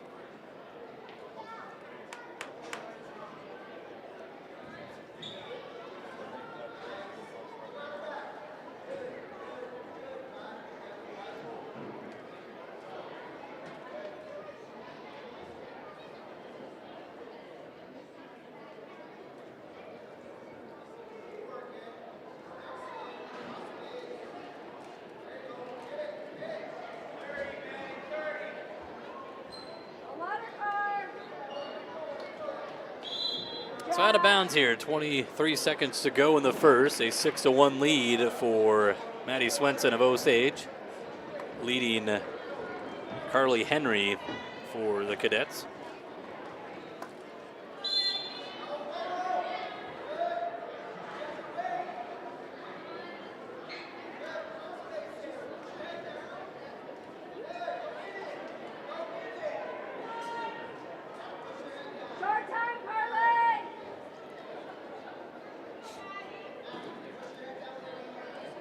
Going to be 6-1. That'll be the score going to the second. Decision for Henry. And she is going to go neutral. She's tried that headlock a couple different times, so it's something that Swenson, you do know you got to be careful of. Stoppage here by the official. Oh, that's twice now the scoreboard is thrown off the officials. It's caught each official once. It is something that you're not used to. A single duel and 2 scoreboards, and you look over at one clock and you think, oh, the clock's not running. You got to stop it. But the time is running. There's another takedown for Swenson, though. A little duck and gets to the legs. Scores the 3, goes up 9-1. A week from Friday, Osage ladies will host the girls Super Regional State Qualifier. A lot of good teams coming to the house, a lot of highly ranked wrestlers looking to punch their ticket.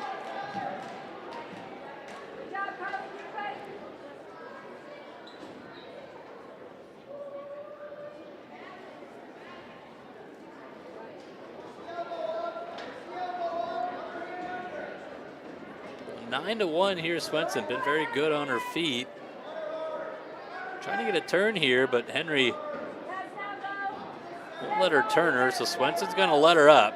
So 9-2, Swenson back in on the legs. Taking a shot here, edge of the mat. Circles here and about to go out of bounds. I think Swenson must be keeping her left hand inside the circle, and now it's out. So we go back to the center, 33 seconds on the clock in the second. 9-2 lead for Maddie Swenson.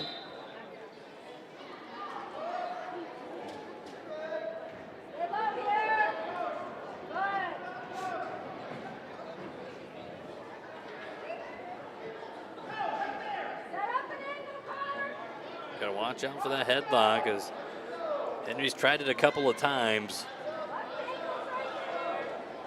10 seconds. Swenson in on a single leg and gets behind and scores another 3. 12-2 the score, and that'll be it. Going to the third. Swenson will have the choice. I think she's going to go neutral.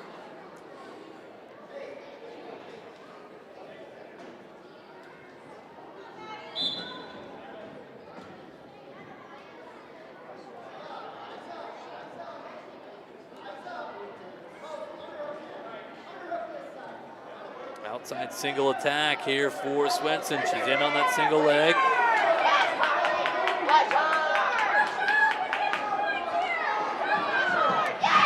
Trying to hip in is Henry, and she's able to get back to her feet. Fights off that leg attack. But Swenson is going to hip toss her right to her back. And a win by fall for Maddie Swenson. 6 matches, 6 pins for the Green Devil ladies. And it's 36-0. We go back to the boys. 138 pounds coming up.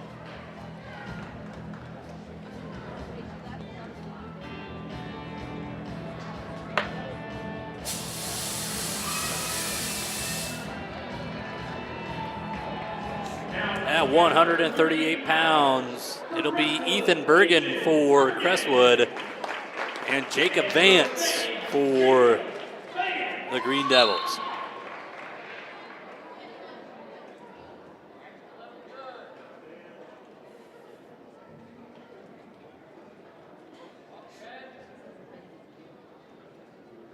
Looking here, these two wrestlers did not face each other at the Osage Invitational earlier this year.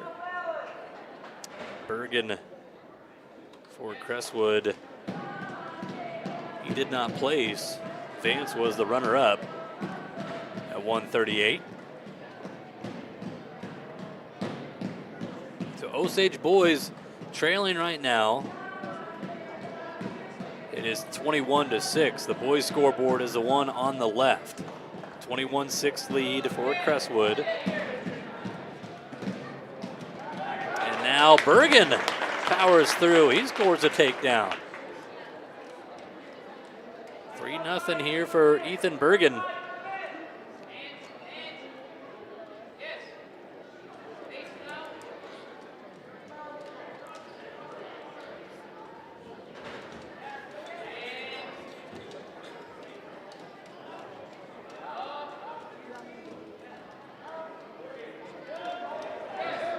Now, Vance close to reversal too, and he might. Yep, he almost caught Bergen there on his back. Bergen just bailed out, gave up the 2-point reversal instead of maybe a 6-point move there.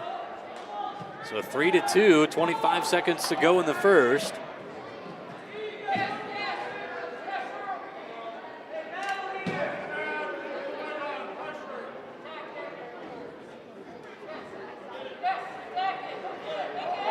Run that bar. He's got, looking to run it, watch out shoulder. He'll take the step over, and he's got Bergen turned, getting some near fall, at least 2 back points, and it'll be 2 near fall for Vance. 4-3 in favor of Jacob Vance. Bergen's choice, he defers, and Vance will go back on bottom.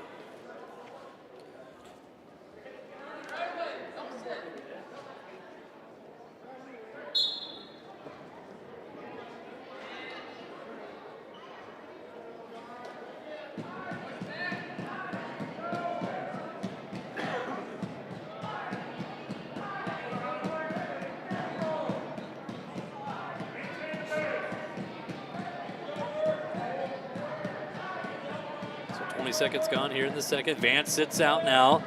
Bergen, though, stays behind the hips and covers. Another sit-out attempt. Bergen can't hold on to that arm. Vance go behind, and there's 2 on another reversal for Jacob Vance. He goes up 6-3.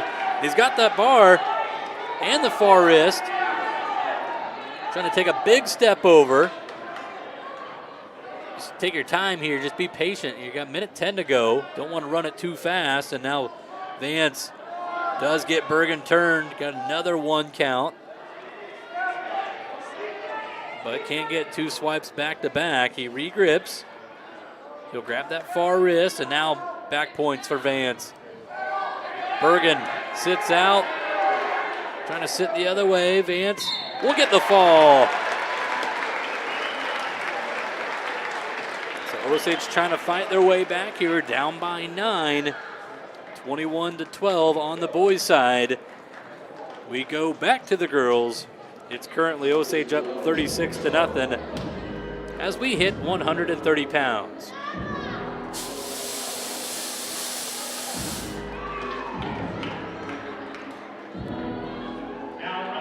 One of our seniors here on senior night, Emma Evans for Osage, taking on Alana Schatz for Crestwood.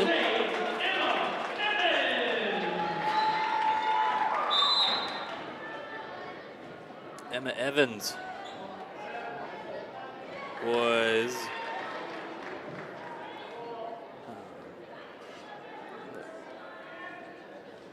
I believe Evans was, I think, 3rd place at conference.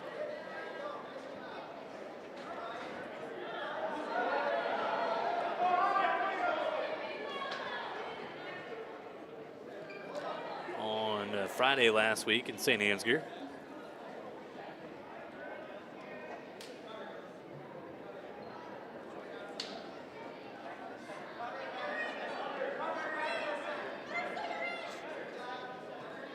Evans let shots up to her feet.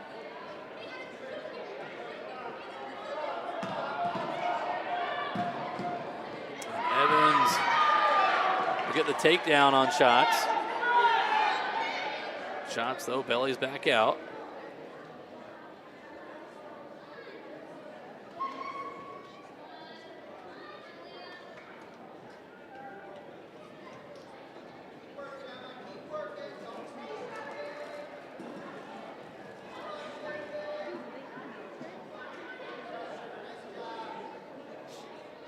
Under 40 seconds to go here in the first for Evans.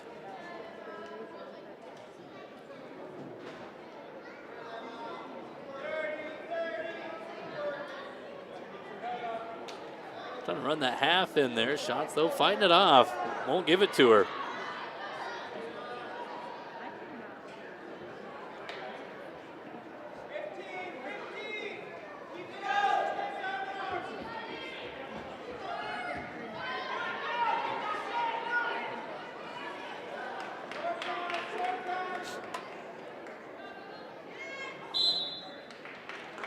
Into the first, 6-1 for Emma Evans. And her choice, and she'll go back to her feet here.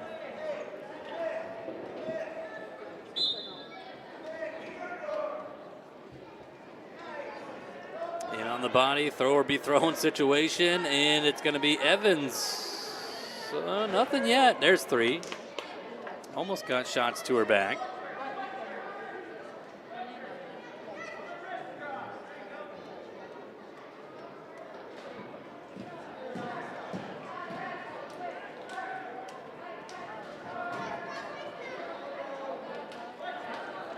So 90 seconds to go in the second, 9-1 lead here for Emma Evans.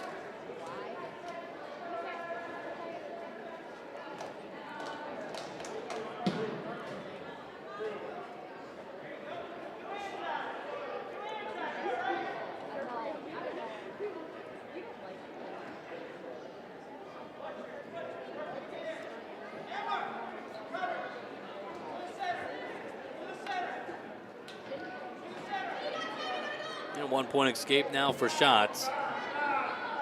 So 9-2, under a minute remaining in the second.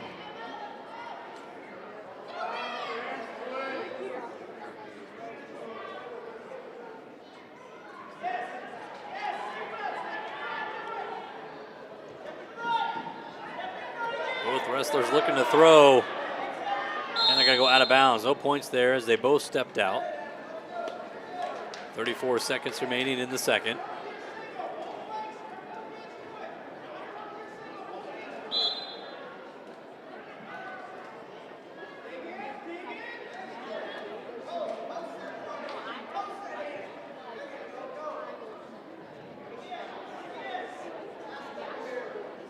to the throw or be thrown here. A little hip toss, and Evans has got shots on her back. 15 seconds to go. And there's a win by fall for Emma Evans. 7 matches, 7 pins. Osage ladies up 42-0. Go to the boys. It's 144 pounds next, as Crestwood boys lead the duel 21-12. See what Osage is going to do here.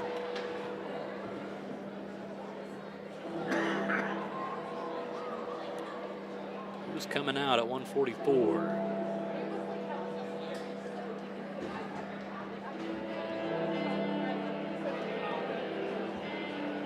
It's going to be Blake Fox. Fox for the Green Devils. Didn't know if Osage could have possibly moved the lineup around. It's going to be Fox and Lux Smith at 144. Blake Fox, ranked number 1 in Class 1A. 2-time state champ here in his junior year. And Fox is going to have a little side-by-side in there. It's a takedown for Blake. Went 5-0 on Saturday at the Osage Duels. His last match was against the 4th-ranked wrestler up in Minnesota, and Blake majored him.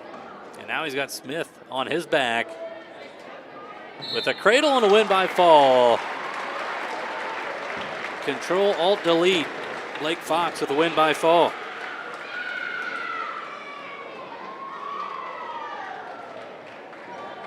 (18-21) the score now. Green Devils have dug themselves out of a little bit of a hole, but still trail by 3 on the boys' duel halfway through. So 7 matches in, 7 to go, and the Crestwood leads the boys by 3. We go back to the girls.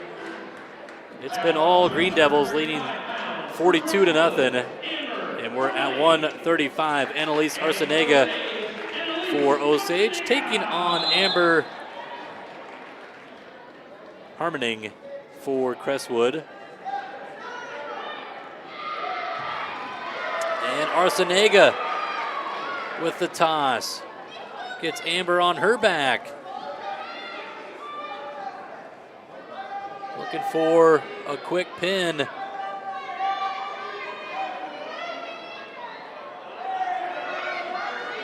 Still working for it. Amber, though, fighting it off. Arcenega trying to re-grip. Got that reverse half in.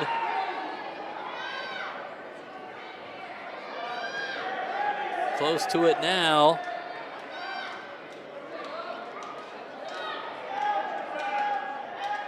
It's very close. Annalise looks in at the official. But Amber gets that arm out. She'll get back to her belly.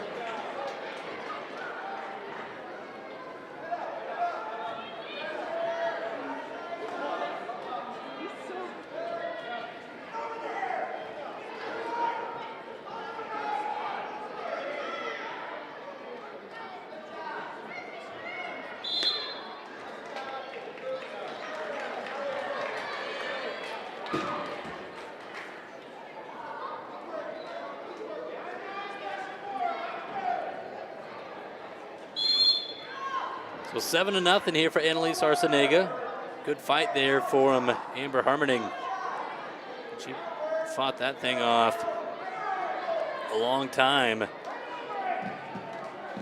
now Arcenega trying to run maybe a butcher. Keep circling.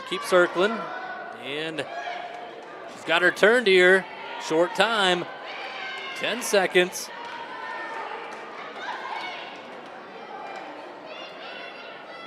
And Amber, though, got to get back to her belly, and 4 more near fall for Arcenega, 11-0.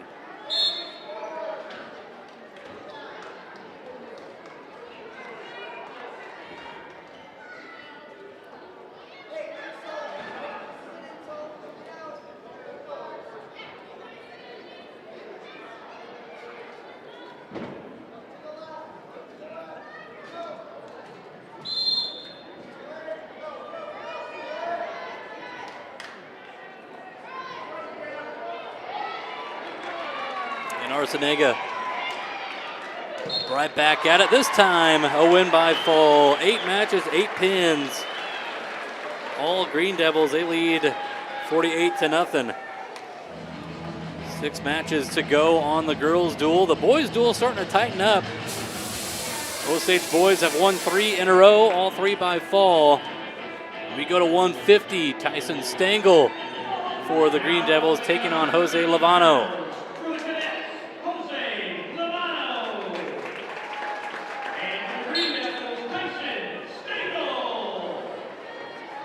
These two wrestled in the first round at the Osage Invitational a couple weeks ago, and Stengel won 4-1. He's in on the legs right away on Lavano, picking up a single leg. Tyson staying patient. Now reach for that far leg, trying to go double. Now he'll reach again, trying to cover the hips. He's close. And should be 3 right there. So, yep, takedown here for Tyson. 45 seconds in.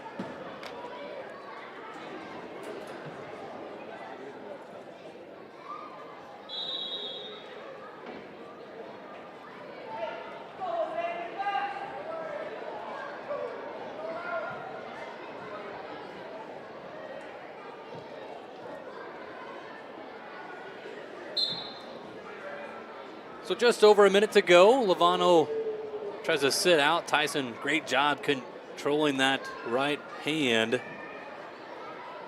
And now he'll get a bar on that right side. Grab that far left wrist.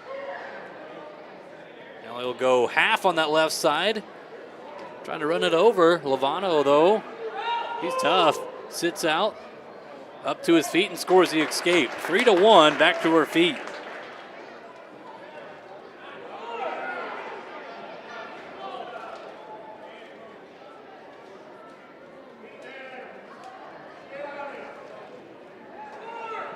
Shot attempt here now for Lavano on the edge of the mat. He's in on a single leg. Shin wizard for Stengel, and now Lavano trying to catch ahead and go cradle. They go out of bounds here. 13 seconds on the clock. 3-1 for Tyson Stengel.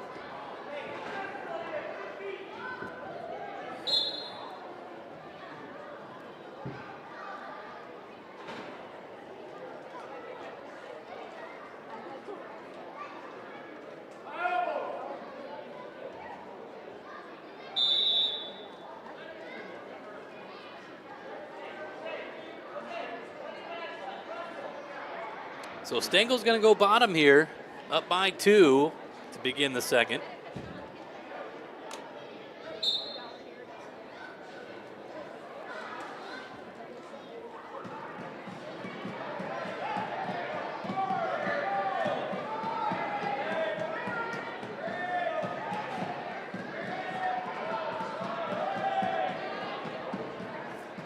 So Tyson bellied out here, gets his knees back underneath.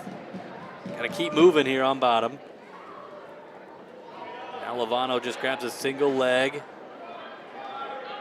Goes for a double. Tyson, though, trying to post that head and circle. He'll get behind, trying to cut that corner. Lavano reaches out, grabs that leg with the left arm, but Tyson keeps going and gets the reversal too.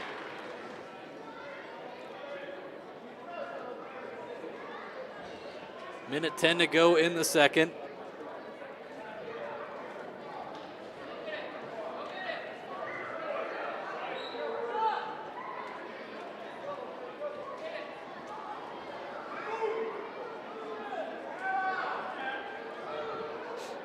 So 5-1 lead for Stengel, 50 seconds to go in this second period. A very close duel right now with Osage and Crestwood boys. Crestwood leading 21-18.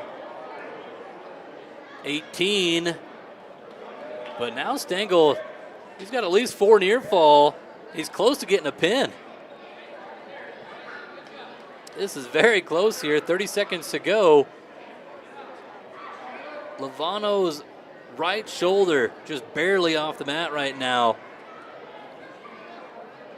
Now Stengel tees him out and gets a fall with 16 seconds on the clock, and Osage comes all the way from behind right now to take a lead. 4 straight pins, and they go up 24-21. Now again, Osage looking like they're going to be open tonight at 175 and 190. I don't know if they can move guys around to avoid both of those weights. You might be able to avoid one, but 8 matches in, 6 to go, and the Osage boys lead 24-21. We go back to the girls' duel, and it's been all Green Devils. It's 48-0 right now, Osage, as we start at 140. Kaylee Havig for the Green Devils taking on Maddie Fritcher Larson for the Cadets. So Kaylee Havig, a 2-time conference champion, got the win Friday at 140. She won it last year as well. I don't believe Havig was the top seed at 140, so kind of an upset there, but now she tosses her opponent to her back and gets a fall in 39 seconds. The run continues for the ladies. 9 matches, 9 pins. 5 to go there. And the boys' duel continues to stay exciting. Osage and Crestwood have had some good battles over the years. Another one in the gym here tonight. And we go to 157. Logan McCabe for Crestwood. He'll take on Ty Voigt for your Green Devils. These two didn't wrestle each other at the Osage tournament earlier this year.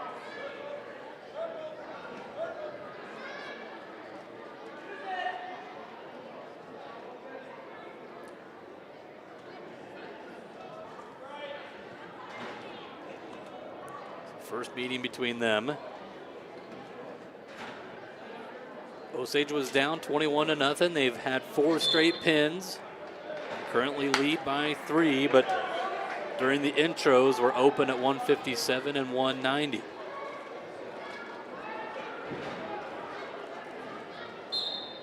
So at least, it looks like for the Cadets anyways, at least 12 points to their credit. However you want to look at it. Could be 33-24. I don't know. Osage could maybe move the lineup around and keep one of those weights from being open. Well, there's a nice takedown there for Voigt. He had to work for it, but he gets it done here in the first 54 seconds of the match.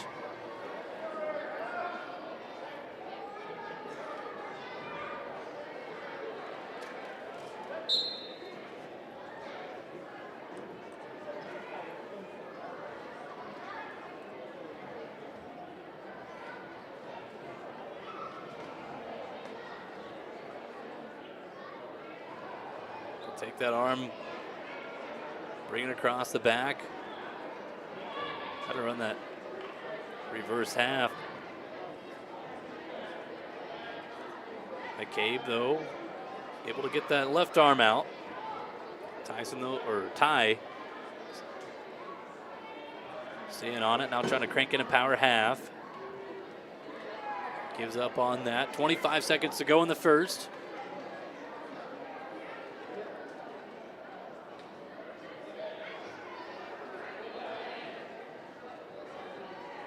To the mat here. Ty needs to try to pull him back in if you want to get a turn in this situation. Now they go out of bounds here, 4 seconds on the clock. They'll restart.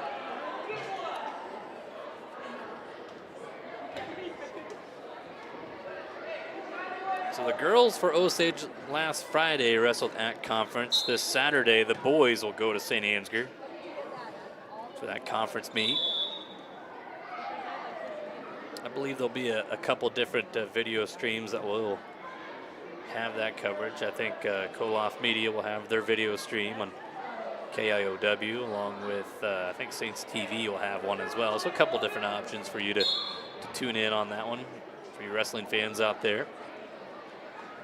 Outside single attempt for Voigt. Working for it now, trying to cut off to a double. McCabe, though, hips in. He's got Voigt in some trouble, though. Ty spins out of it. We're still neutral. A lot of action, no points. Voigt back in on the leg. He's got that single leg elevated and will come behind and score 3. Flirted with some danger, stays out of it and scores a takedown, make it 6-0 for Ty Voigt.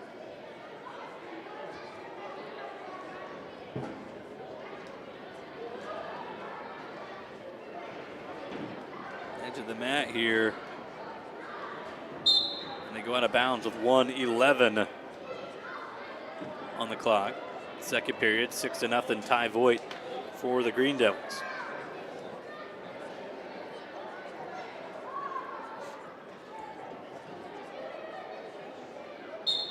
McCabe off the whistle, stand-up attempt. Voigt, though, tight waist, brings him back down, and now he's got a bar on that left side. Looking to run it. Doesn't have that far left, or the far right wrist. Now he's digging in, gets that wrist control. Still trying to run that bar. He's got him turned. Back points here for Voigt. Trying to sit out, put a lot of pressure on that left shoulder. Needs to try to continue, keep circling here, keep sitting out. That thing is tight. McCabe doing all he can. That's not a comfortable position to be in. And now Voigt's just going to re-grip. He'll get the fall. 5 straight pins for Osage. Make it 30-21. With 5 matches left to go on the boys' duel.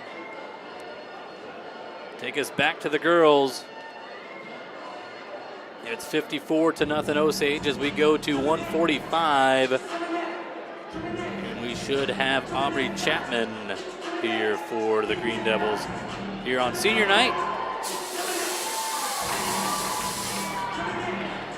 Aubrey Chapman for the Green Devils. Her opponent in the cadet blue is Cameron Thiele.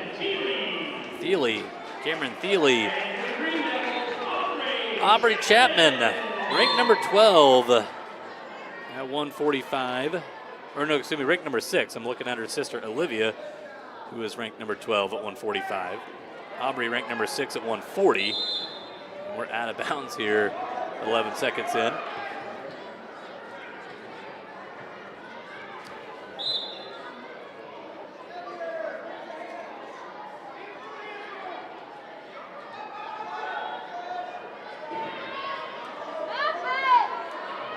Snap down attempt for Thiele.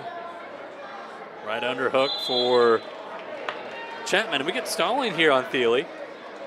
Backing up here. You got to try to stay in the mat. At least attempt to circle and get back towards the center. But 2 straight times backing straight out will get you every time.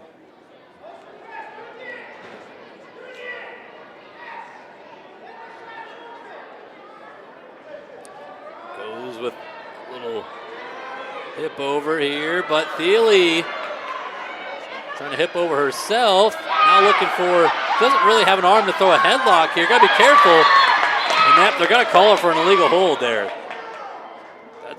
She wrapped her, she locked her hands around that head. She didn't have an arm. Crestwood coach is questioning it, but it was the right call there by the official. There was no arm as she was going for that headlock attempt. So 1 point for Chapman. 1-0 here. We're over a minute gone.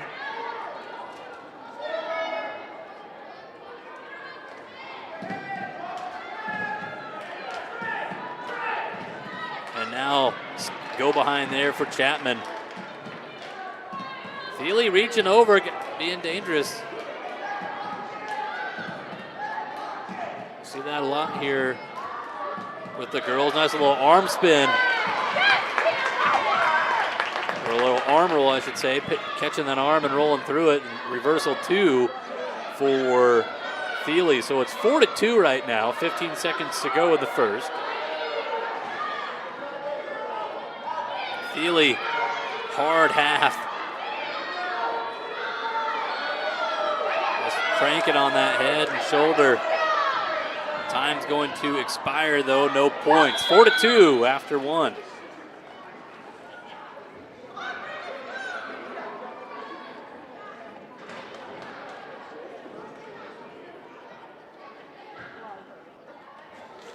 These two haven't wrestled this year. First meeting between the two. With Thiele and Chapman. Back on her feet here in the second.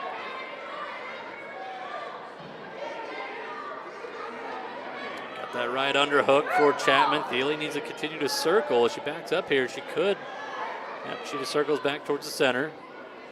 Gotta say another straight back out there. Could have been another point for Chapman. Trying to hip toss. And a takedown for Aubrey there. So 7-2, and now she's got Thiele on her back. And a win by fall. The run continues. 10 matches, 10 pins for Osage ladies. 60-0 the team score. 4 matches left in the duel. Back to the boys. And it is 30-21 Green Devils right now.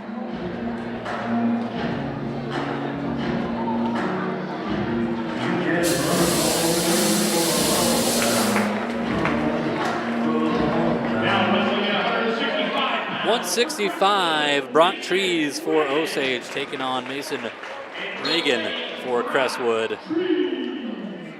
Little Johnny Cash there for Brock here for his walkout song. It sounds like you're down at You and I for a wrestling duel. It's always their intro song if you're down there watching the Panther train. Nice drive-through takedown for Brock Trees. Goes up 3-0. Boy, talk about a big duel this Friday down in Cedar Falls. Former Osage alum Doug Schwab, the head coach for the Panther train, ranked number 5 in the country, taking on number 3 Oklahoma State. Definitely well worth the money. We got caution here on Crestwood. Be a heck of a duel down at the McLeod Center, 7 p.m. start time.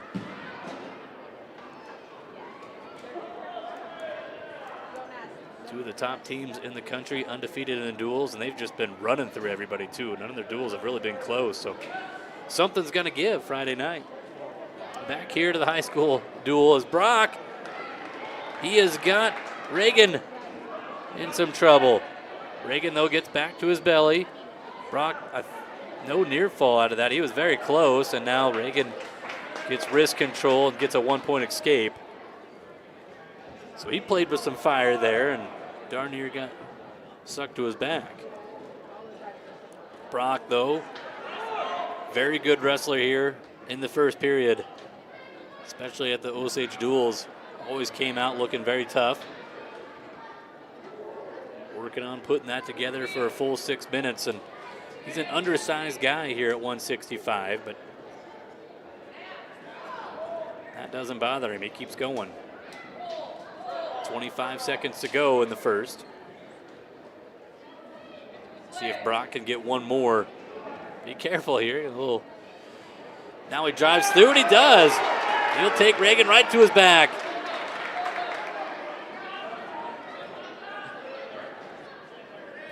Well, what do I know? A little flat-footed there for Brock, looking to get the pin. A little showboat.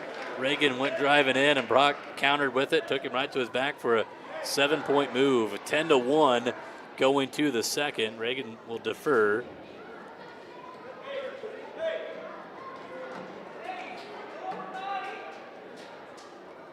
So we will be on her feet here. Brock chooses to go neutral after the deferral.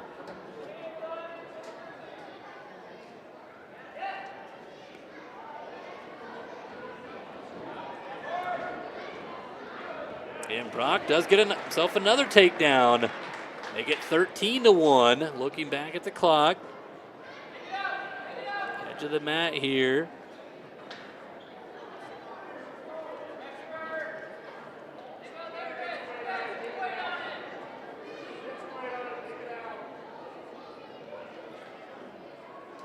Not much Brock can really do here, and they do work the way out of bounds with 1:22 to go in the second.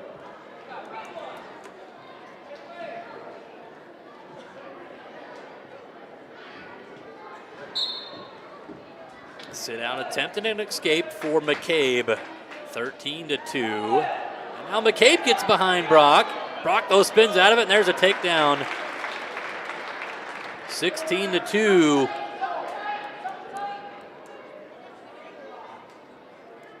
So Brock trying to work for a turn. Trying to get as much bonus points as he can as Osage on the intros. They were open at 175 and 190. So Brock drives in. McCabe fighting. And now he's got McCabe turned, looking to finish him off. It's going to either be a tech fall or a pin for Brock. 30 seconds to go in the second. He's got that reverse half in. Elevating the head and the win by fall. Osage has had 6 straight pins after trailing 21-0. 36-21, 4 matches left to go. We go to the girls' duel. Osage ladies lead that duel 60-0 with just 4 matches remaining. 155, our next weight class, and it is going to be Olivia Chapman taking on Carla Keller. Clara Keller and Olivia Chapman here at 155. Olivia ranked number 12 at 145 here as a freshman, and in on the legs, drives through, but they do go out of bounds, no points.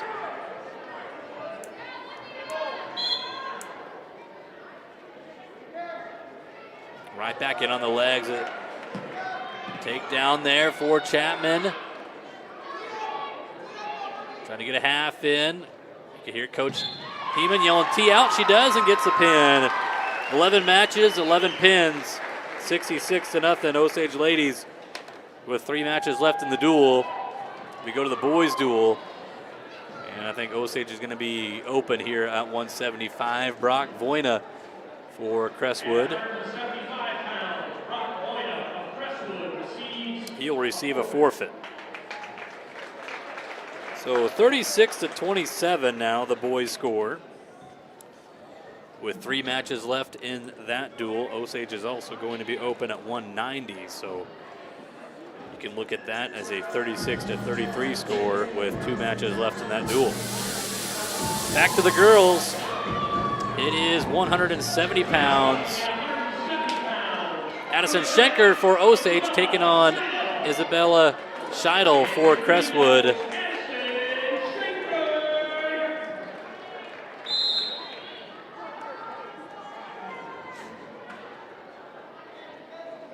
Schenker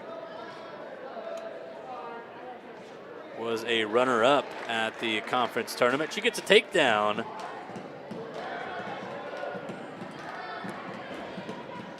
Her only loss was to Fernanda Ramirez of West Fork, who is a 2-time conference champ for the Warhawks.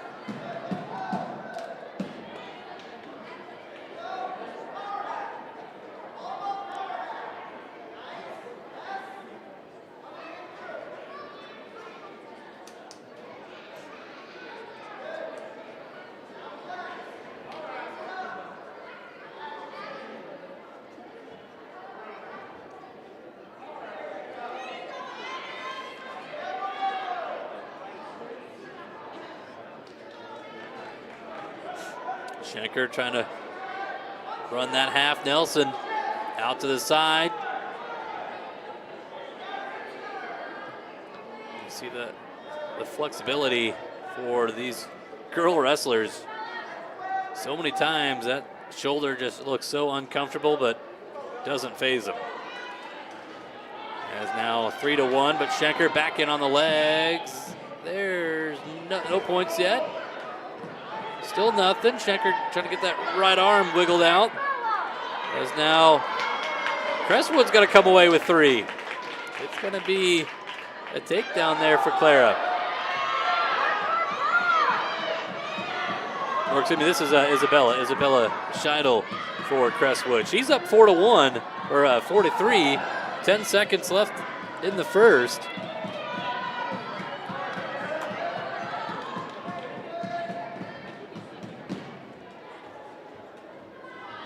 And that'll be the score. 4-3 for Isabella Scheidel for Crestwood out in front.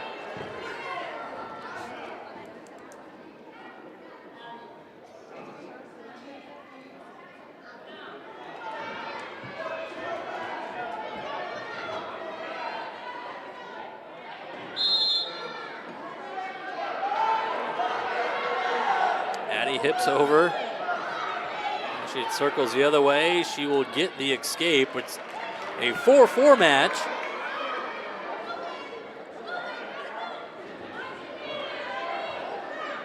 Will break apart a little bit, work their way back towards the center.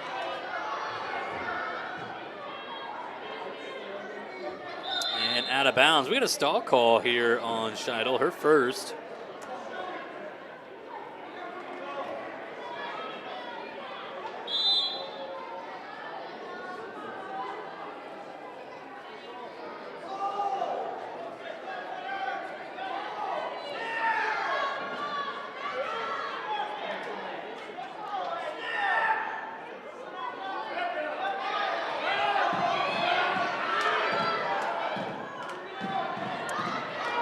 There's a takedown for Schenker. Put her back in front, 7-4.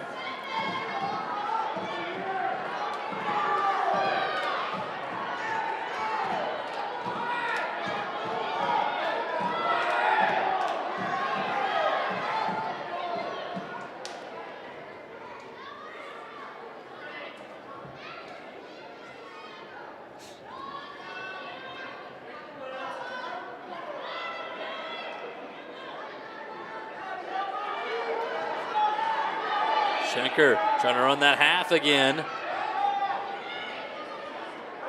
Scheidel, though, not giving it up. And we'll get a stoppage here, potentially dangerous.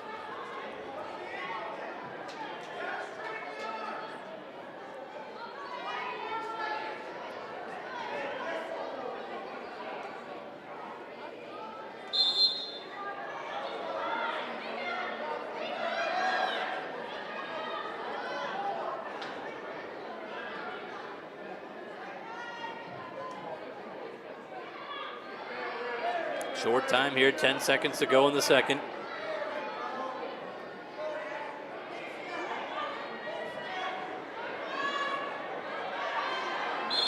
And Schenker gets her turned over, but no points. 7-4 going to the third. Close one.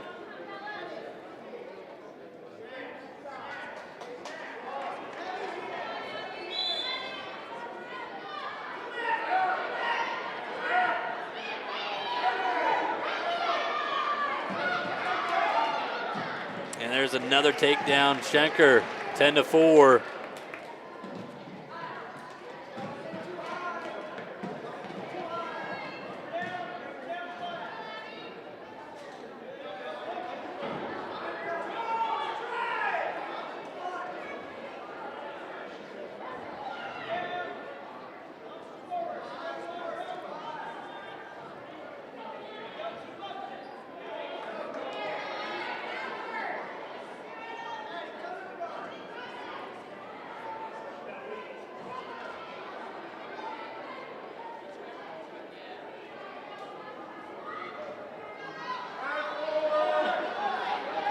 Work on that turn again, cranking that half, getting very close. Got a 1 count, 2 count, 3, a 4.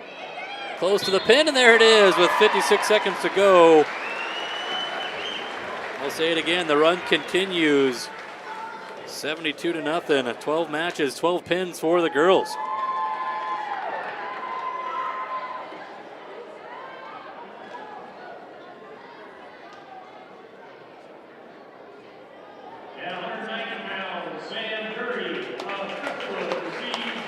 Forfeit here for the Cadets. Make this duel a little bit closer. Again, Osage Open at 75-90 tonight. So 190 for Crestwood. That is Sam Dury getting his hand raised.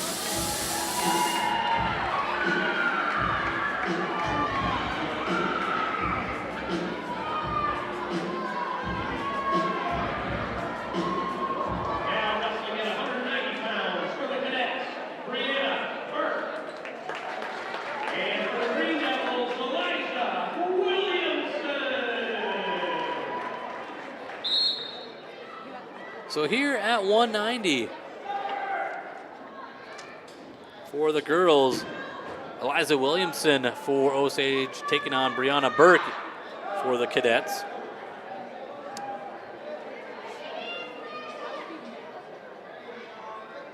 Eliza was a conference champion.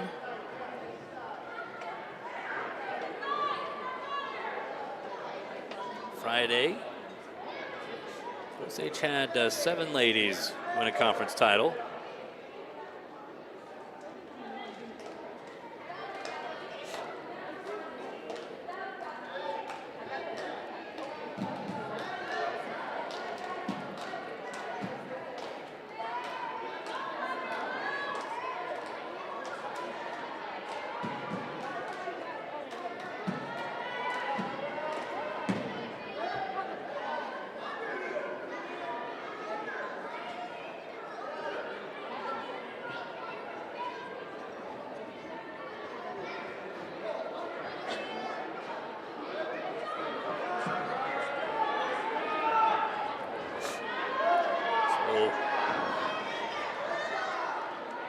Minute 20 into this match, no points with Williamson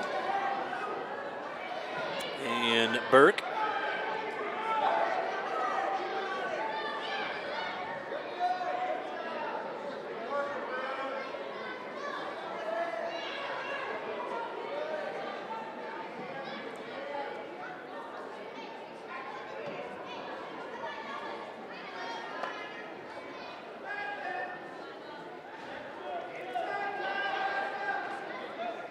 Short time here.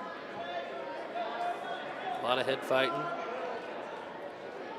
And nothing here. Both wrestlers looking to go big there with the toss. Williamson defers to the third, and Burke will go neutral.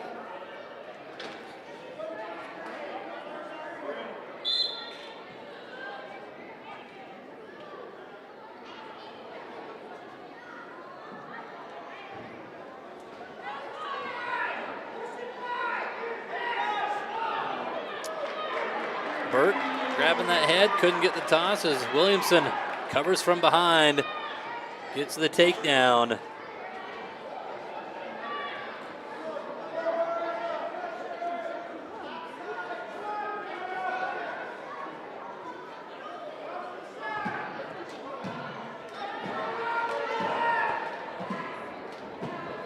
So down to a minute 20 to go in the second.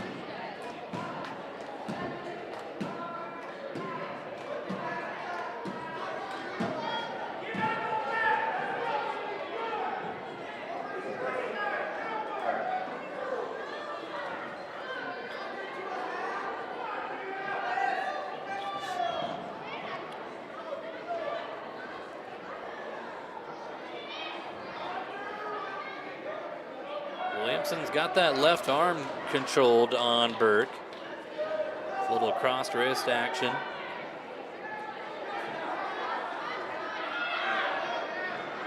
Trying to get that bar in. She's got it. She's digging that left arm in there. She needs to get out to the side. Yep, she does.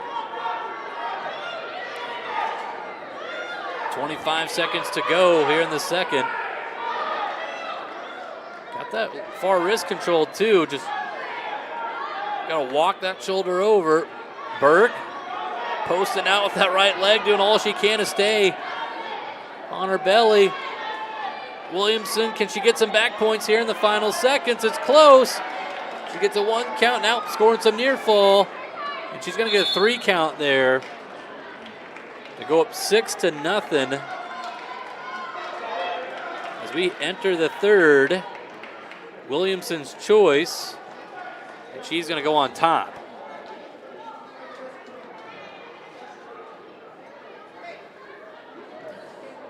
As Burke there a little shaken up. That was a hard turn there on Williamson. She had that arm bar on that left side. Boy, Brianna Burke fought that off like crazy, and when you do that, put yourself in a very uncomfortable spot. A lot of pressure on that shoulder and that joint. She's going to tough it out here, keep going though. Brianna will go on bottom.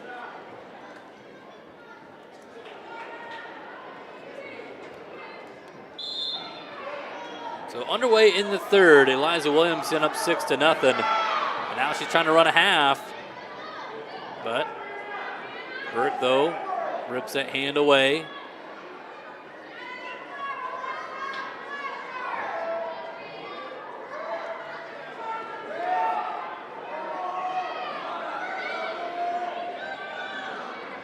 Burke sits out a little bit. Back to her knees.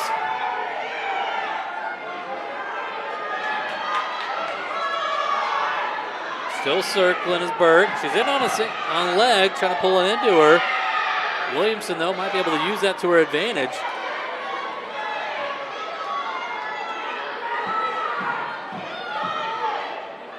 Minute 10 left in this match.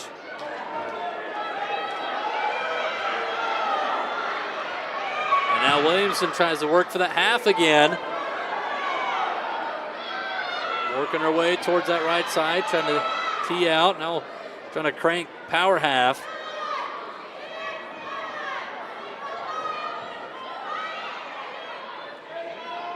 Still working for it.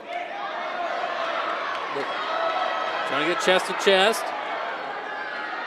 Close to some near fall. Williamson getting some swipes. Burke trying to roll through. Can Eliza settle back? He's going to get your legs back. Stay off the knees. She gets a full 4 count there. 20 seconds to go. Trying to get the pin. Holding on to what is at least a major, but can you get full bonus points here? Short time, 5 seconds. Burke still fighting, and she'll survive. She's not going to get pinned, but it's going to be a major decision for Eliza Williamson. That'll make the team score 76-0 with 1 match to go.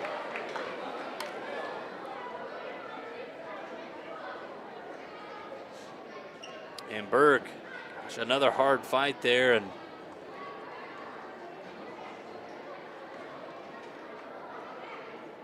kudos to her, not giving up, not wanting to get pinned. That's something to be proud of there. Got put in a couple of tough turns, but fought it off every time.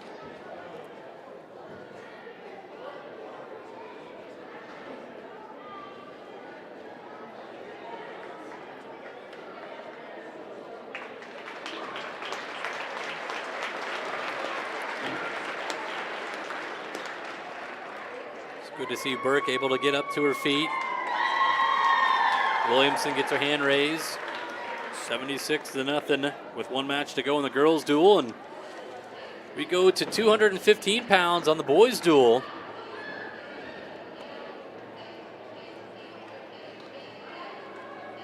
It is going to be Ryan Baer for Osage.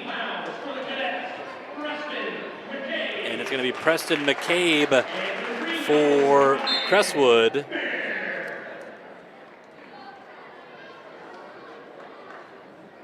So these two also, they did wrestle each other at the Osage Invite, and Baer won 9-5.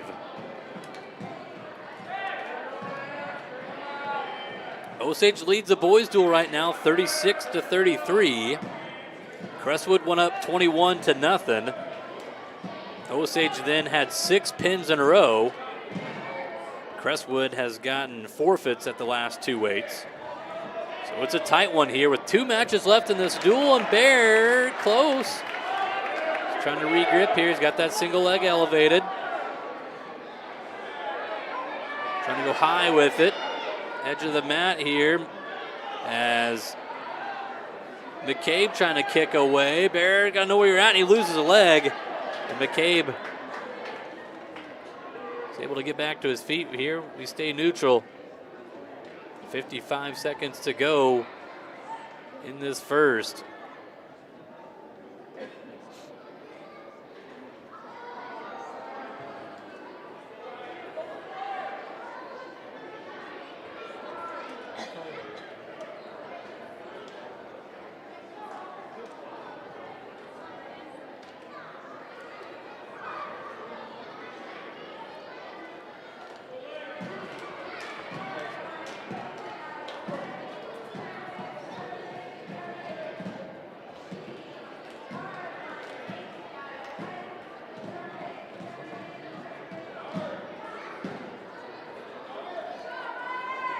Ten seconds to go here in the first. Bear back in on a single leg. And there's 3.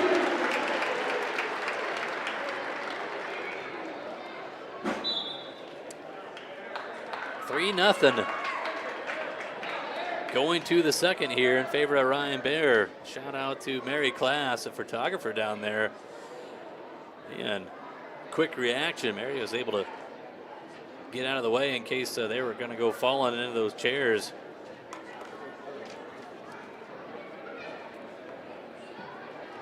So we got blood time here for Bear.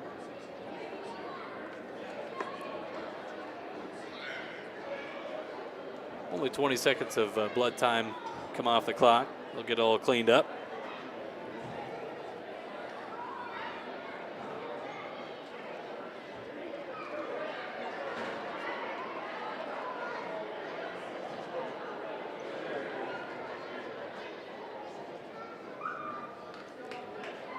So decision here for McCabe. He's going to go bottom.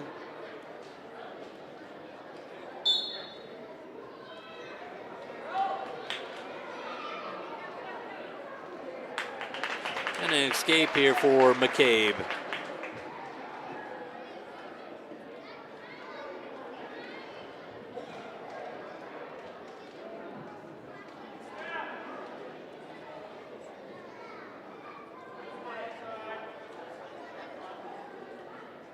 Shot attempt here, Bear. He's in on that single leg, trying to suck it in tight. Drives in. McCabe, though, gets his hips back up. Bear, though, dumps him to the side. Got to cover your 2, climb up, and he does.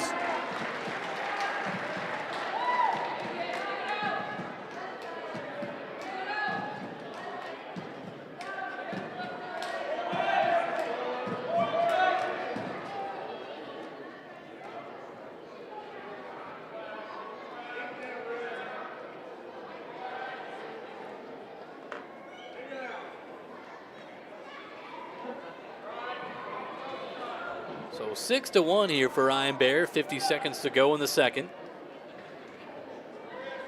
2 matches left in this duel with Osage and Crestwood. Bear, gotta get your hips back. He'll just bail out there. Think 1, not 2. That's smart. You feel yourself in an uncomfortable spot and think you can't recover, just get out of there, and he does. So 4-point match, under 30 seconds to go in the second.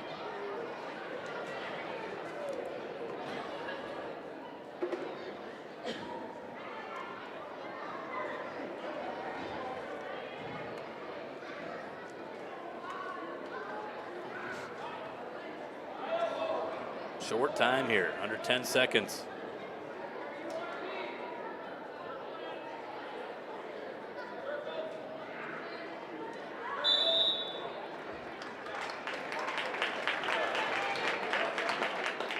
So Bear will have the choice now. He's going to go bottom, up by 4.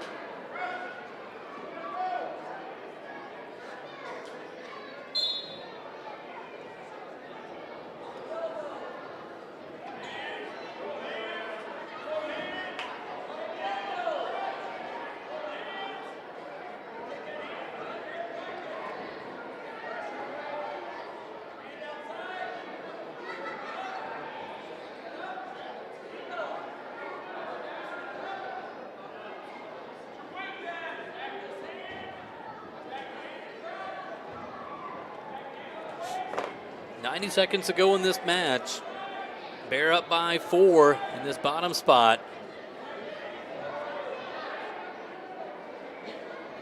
Be a big duel for both teams in this duel. Osage has got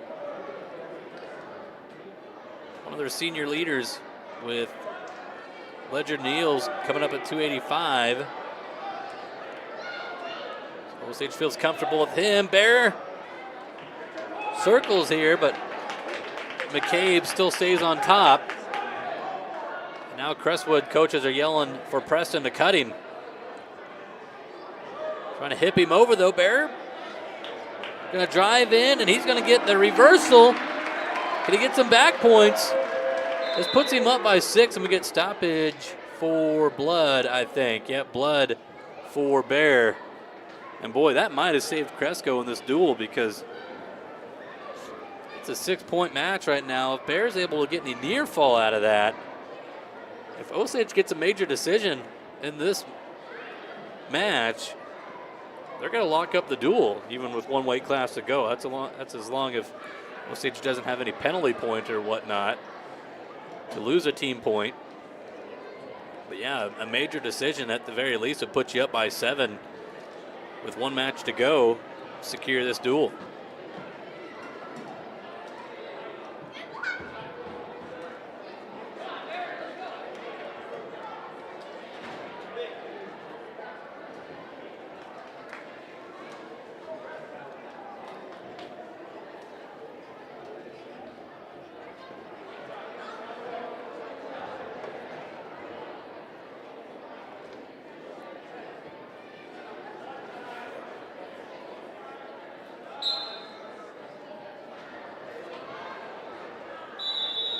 End of, nope. Gotta get the clock set, switched up again.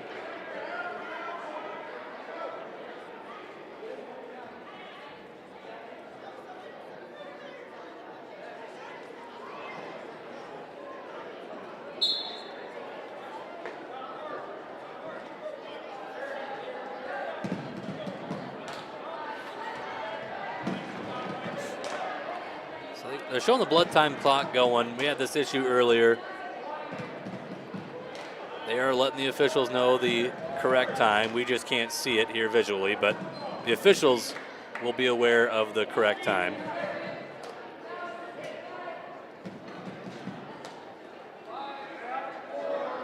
So under 5 seconds here.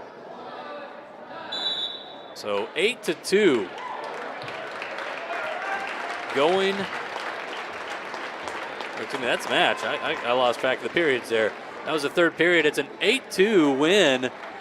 So at the very least, you could get yourself a 39-39 tie. But Osage, if you get the win at 285 with Ledger, you're going to wrap up the duel. All right. Here for the girls, I think Crestwood's going to be open. Emma Shipper for Osage is going to receive a forfeit. So the final for the girls' duel is going to be 82-0. Osage ladies get that win.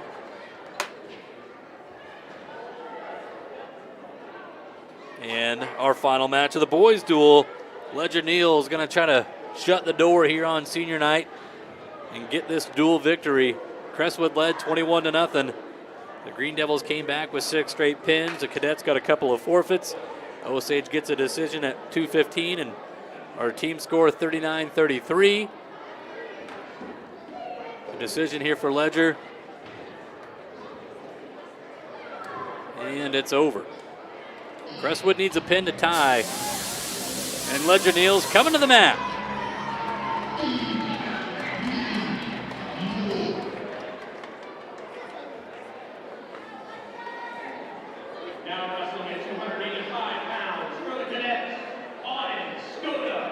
So Ryan Skoda here for Crestwood. Taking on Ledger Niels, and Ledger scores a takedown on Skoda. Anand Skoda, I should say. I mispronounced his name earlier. I apologize for that. So 3-0 here for Ledger. Trying to go cradle. He was 5-0 on Saturday with all pins. And he'll take Skoda to his back. Trying to wrap up this duel and secure it for the Green Devils. Staying in bounds. Here he's going to try to re-grip on this cradle and pull Skoda right back over. Gets that knee to the side. There we go. That's a good-looking cradle there for Ledger, and that's going to do it. Osage boys are going to come from behind and get the win. It'll be 45-33, the final. So it's a 2-0 sweep tonight for the varsity side. We do have some extra matches coming up. So 3 extra matches coming up here.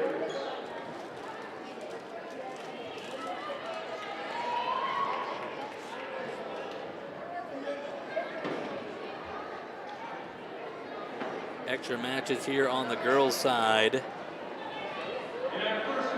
This is going to be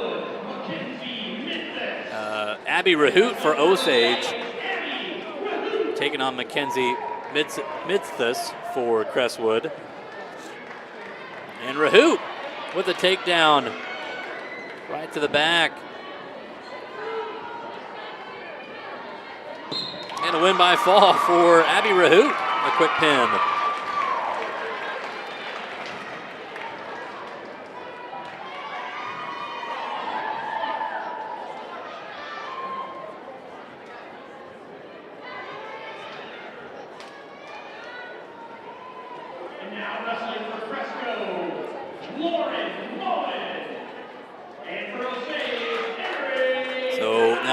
Dodd for Osage, taking on Lauren Moen.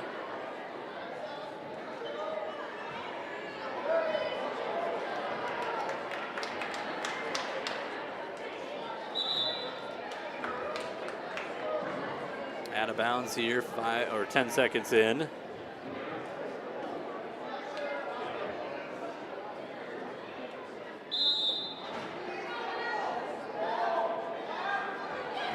And Dodd has got Moen on her back.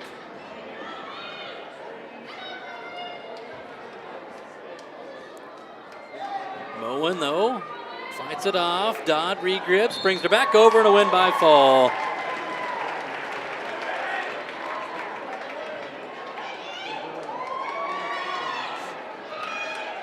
And now we go to our final match of the night. It'll be an extra match here on the boys' side.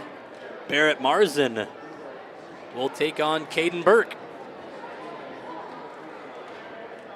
Now wrestling for Crestwood, Caden Burke. And for Osage, Barrett Marzin. So Marzin and Burke will close out the night. Burke, double leg. He had a match earlier, a 14-0 major decision over Madden Jacobs. So his second match of the night.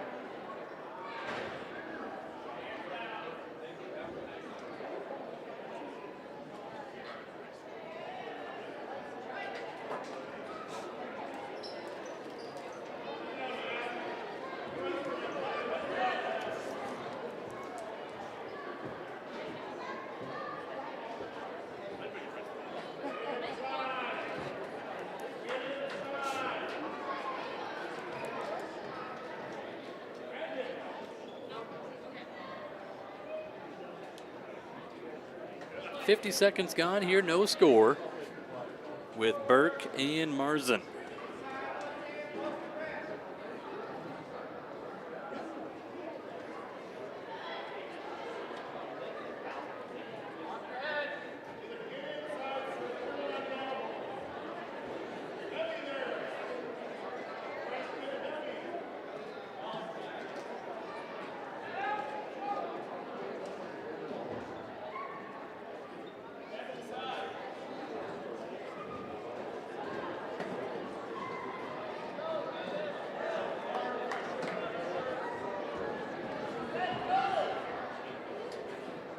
Double leg here for Burke.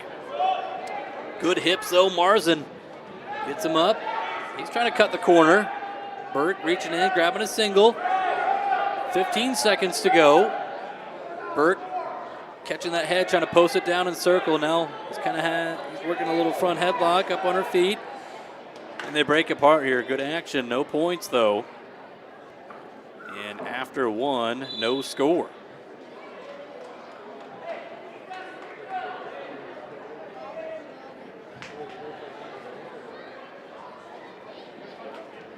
So Burke's choice, he's going to go bottom.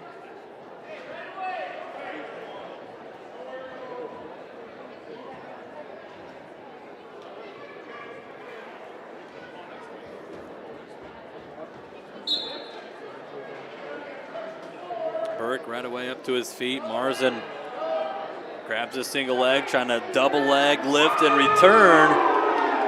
Nice return there for Barrett Marzin. He'll go crossbody right. He'll dig out that far right arm. Trying to go heavy, cranking on, looking for a little guillotine.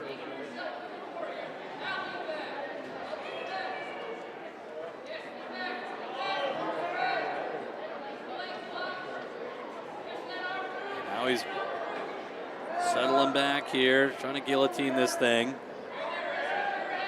You don't see it a whole lot too often. You have to try to take it behind his head, now set back with it.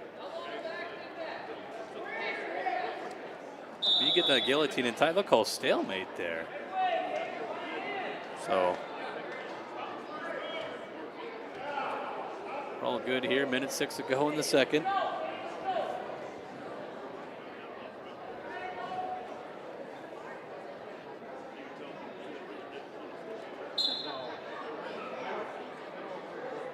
And Burke, now this time he'll be able to kick out and get the escape, so. 1-0 right now, big scramble. Burke in on a single leg. Marzin trying to keep those hips back. And Burke will drive through and score the 3, make it 4-0 with 40 seconds to go in the second.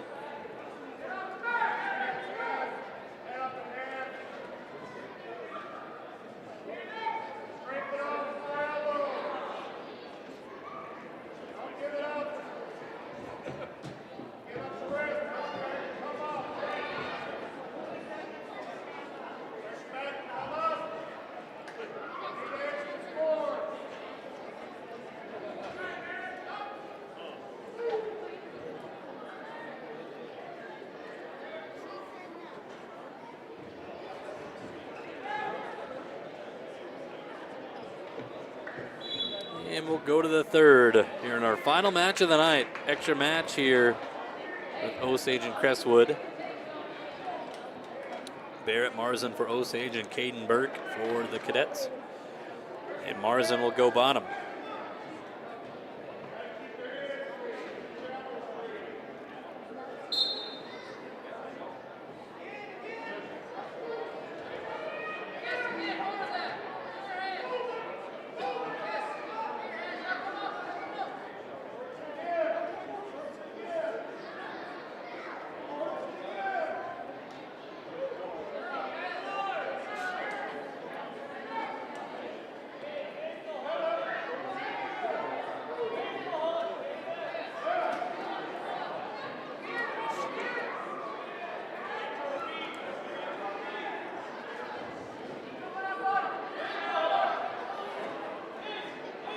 Minute 20 to go in the match. Marzin trying to get some wrist control underneath.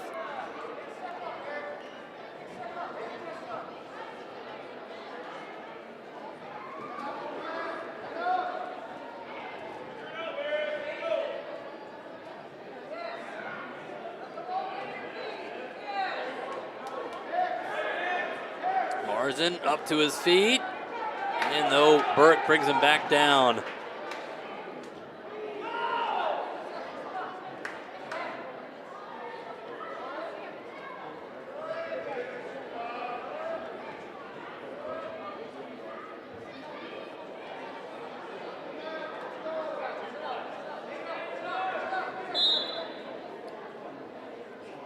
.33 seconds left in the match. We got blood time here for Crestwood.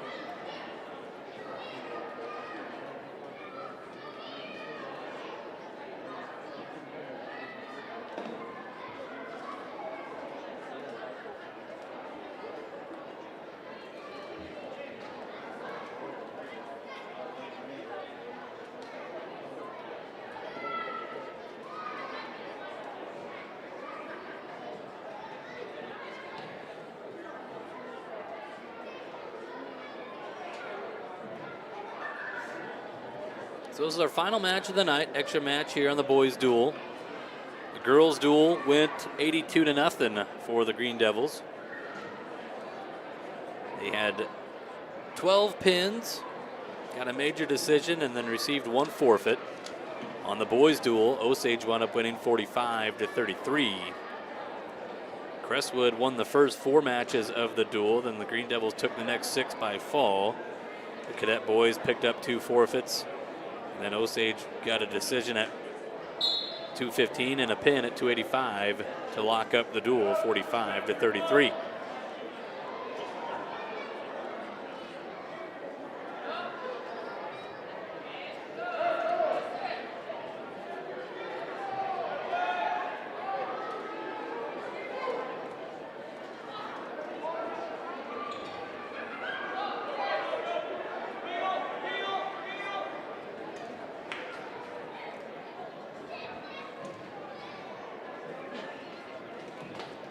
And that'll do it here in our final match of the night. 4-0 win here for Burke.